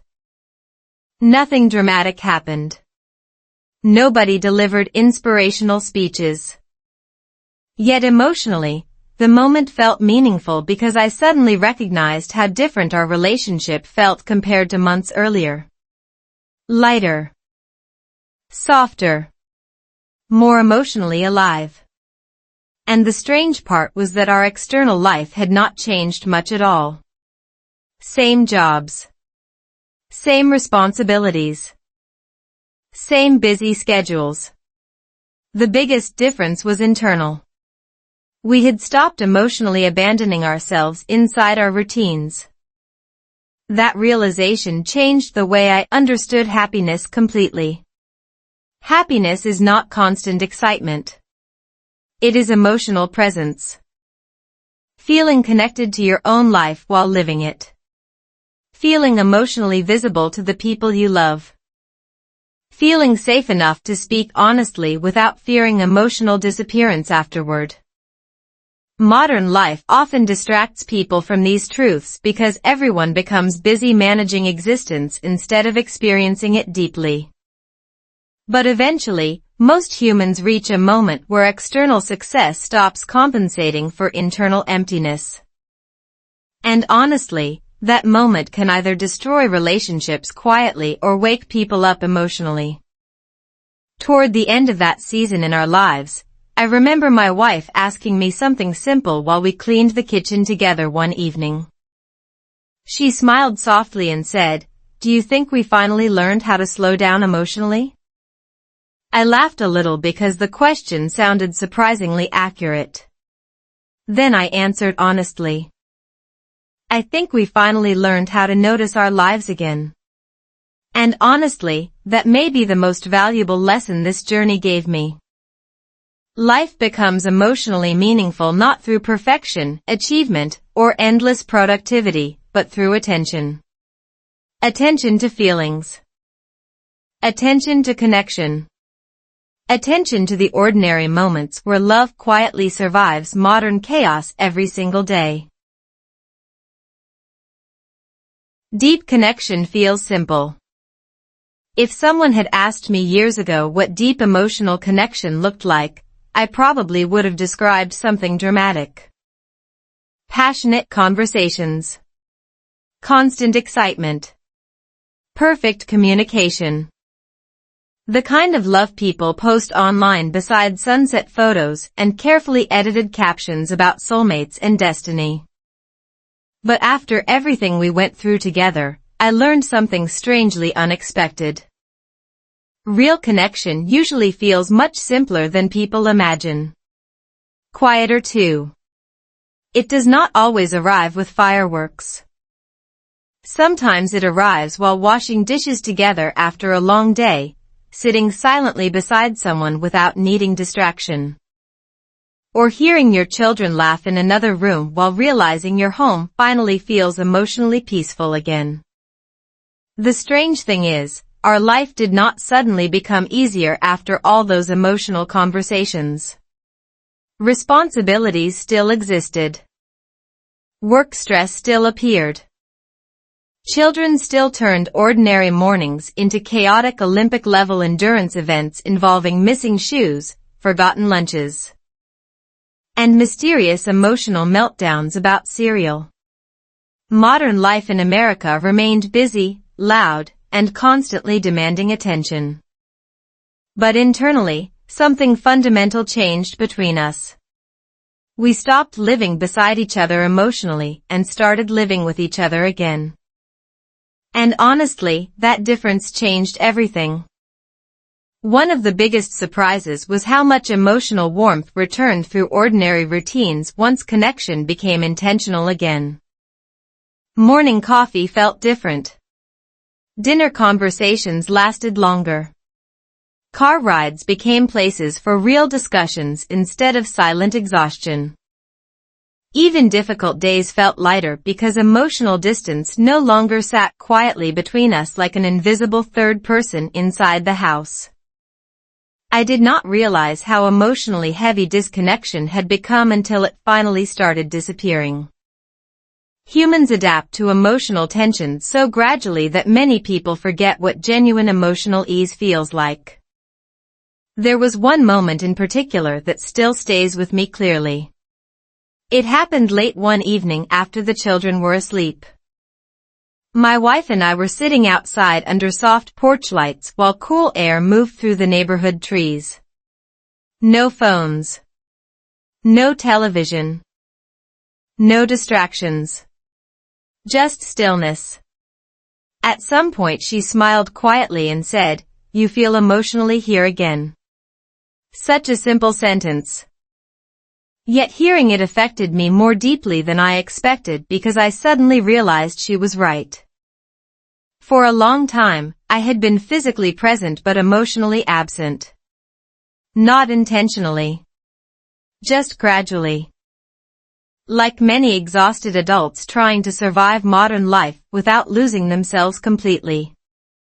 That realization also changed how I viewed emotional healing. Most people think healing means becoming permanently happy, confident, or emotionally certain. But honestly, healing often looks much simpler. It looks like noticing your own feelings again without immediately judging them. It looks like listening more carefully. Slowing down enough to reconnect with ordinary moments. Trusting emotional honesty instead of constantly performing emotional control. Deep connection begins returning the moment people stop treating vulnerability like weakness. Psychologists often explain that emotional intimacy grows through repeated experiences of safety and responsiveness. In simple words, humans feel connected when they believe their inner emotional world matters to someone else consistently over time. Not occasionally. Consistently. That truth changed my understanding of love completely. Love is not maintained through intensity alone. It survives through attention. Through small emotional moments repeated thousands of times across ordinary life. A gentle response after a stressful day. Real listening during conversation. Shared laughter during difficult weeks. Tiny interactions slowly teaching two nervous systems that emotional closeness feels safe again. One afternoon, while helping my son with homework at the kitchen table, I noticed something unexpected. The entire atmosphere inside our home felt different compared to months earlier. Lighter somehow. Conversations flowed naturally again. People laughed more easily. Even silence felt peaceful instead of emotionally tense. Children notice emotional environments deeply, even when adults think they are hiding stress successfully. And honestly, I think our children sensed the emotional shift long before we fully understood it ourselves. Homes carry emotional energy whether people acknowledge it or not. That night, after everyone went to sleep, I started thinking about how many people might currently feel trapped inside emotionally distant relationships while assuming this is simply what adulthood becomes eventually. Two exhausted people managing responsibilities together while secretly missing emotional closeness neither knows how to rebuild anymore. That thought stayed with me because for a while, I honestly feared our relationship would remain stuck there permanently. Functional. Stable. Quietly disconnected. But now I understood something important. Emotional distance is not always the end of love. Sometimes it is a signal asking people to slow down and reconnect before numbness becomes permanent. Around that time, my wife and I developed a small habit that became surprisingly meaningful. Before sleeping each night, we spent a few minutes talking without screens or distractions. Sometimes the conversations were deep. Sometimes completely ordinary. But the consistency mattered. Those quiet moments became emotional checkpoints where we returned to each other mentally after chaotic days. Neuroscience actually supports this idea strongly. Repeated positive emotional interactions strengthen attachment and reduce stress responses over time. In simple terms, emotional closeness becomes biologically reinforced through consistent connection. Humans literally reshape emotional trust through repeated experiences of safety and attention. Another thing I finally understood was that feelings are not enemies needing control constantly. For years, I distrusted my own emotional world because vulnerability felt risky and inconvenient. But emotions contain information. Loneliness signals disconnection. Exhaustion signals imbalance. Distance signals neglected intimacy. Ignoring these signals does not create strength. It creates numbness. And numbness quietly damages relationships because emotionally disconnected people stop showing up fully for themselves and others. Learning to trust my feelings again did not make life perfect. It made life emotionally real. Huge difference. One weekend morning, we drove together through quiet streets while sunlight moved across the city slowly. Our children argued dramatically in the back seat about music choices with the emotional intensity of tiny courtroom lawyers. My wife laughed softly while looking out the window. And suddenly I experienced one of those strange ordinary moments that feels emotionally profound for no obvious reason. Nothing extraordinary was happening. Yet internally, I felt deeply grateful simply because connection existed again. Not perfect connection. Real connection. The kind built carefully through honesty, patience, attention, and emotional courage repeated daily. That was also the moment I finally understood the deeper meaning behind trusting your feelings. It does not mean acting impulsively or believing every emotion automatically. It means respecting your inner emotional signals enough to explore them honestly instead of burying them beneath distractions, routines, and emotional performance. Because eventually, the feelings people ignore most often become the exact feelings shaping their relationships quietly behind the scenes. Looking back now, I realize our relationship did not heal because we suddenly became wiser or emotionally flawless. We healed because we stopped pretending emotional distance was normal. We became curious again. Honest again. Emotionally present again. And honestly, deep connection turned out to feel much simpler than I once imagined. Less dramatic. More human. Less about perfection. More about attention. Sometimes the strongest relationships are not the ones without struggles. They are the ones where two people finally become brave enough to say, something feels wrong, before emotional silence permanently replaces intimacy. And sometimes the most life-changing thing you can do is trust that quiet feeling inside you before it becomes impossible to ignore. Sometimes the most dangerous thing in a relationship is not fighting, distance, or even silence. It is the moment two people slowly stop noticing each other emotionally while pretending everything is still okay. And maybe that is why this story matters more than it first appeared. Because deep connection rarely disappears overnight. It fades quietly through distraction, exhaustion, routines, and all the little moments people assume are too small to matter. But the opposite is also true. Connection can return through small honest conversations, real attention, and the courage to trust what your heart has been trying to tell you for a very long time. If this story felt familiar, maybe your feelings are trying to show you something too. Maybe you are not emotionally lost. Maybe you are simply emotionally tired from surviving instead of truly connecting. And honestly, that realization can change everything. So tonight, before scrolling endlessly again, before saying I'm fine automatically, before hiding another feeling behind busyness, ask yourself one simple question. When was the last time you felt truly emotionally present with someone you love? The answer might quietly change your life. If you enjoy slow English stories about love, relationships, emotional healing, modern life in America, and real human connection, this channel was made for you. These stories are designed to help you relax, improve your English listening naturally, and feel deeply understood at the same time. Subscribe now and stay with us for more slow English reading stories, emotional life lessons, relationship stories, and meaningful conversations that feel real in today's busy world. Your next favorite story may be waiting in the very next video. And remember, sometimes your heart notices the truth long before your mind finally becomes quiet enough to hear it.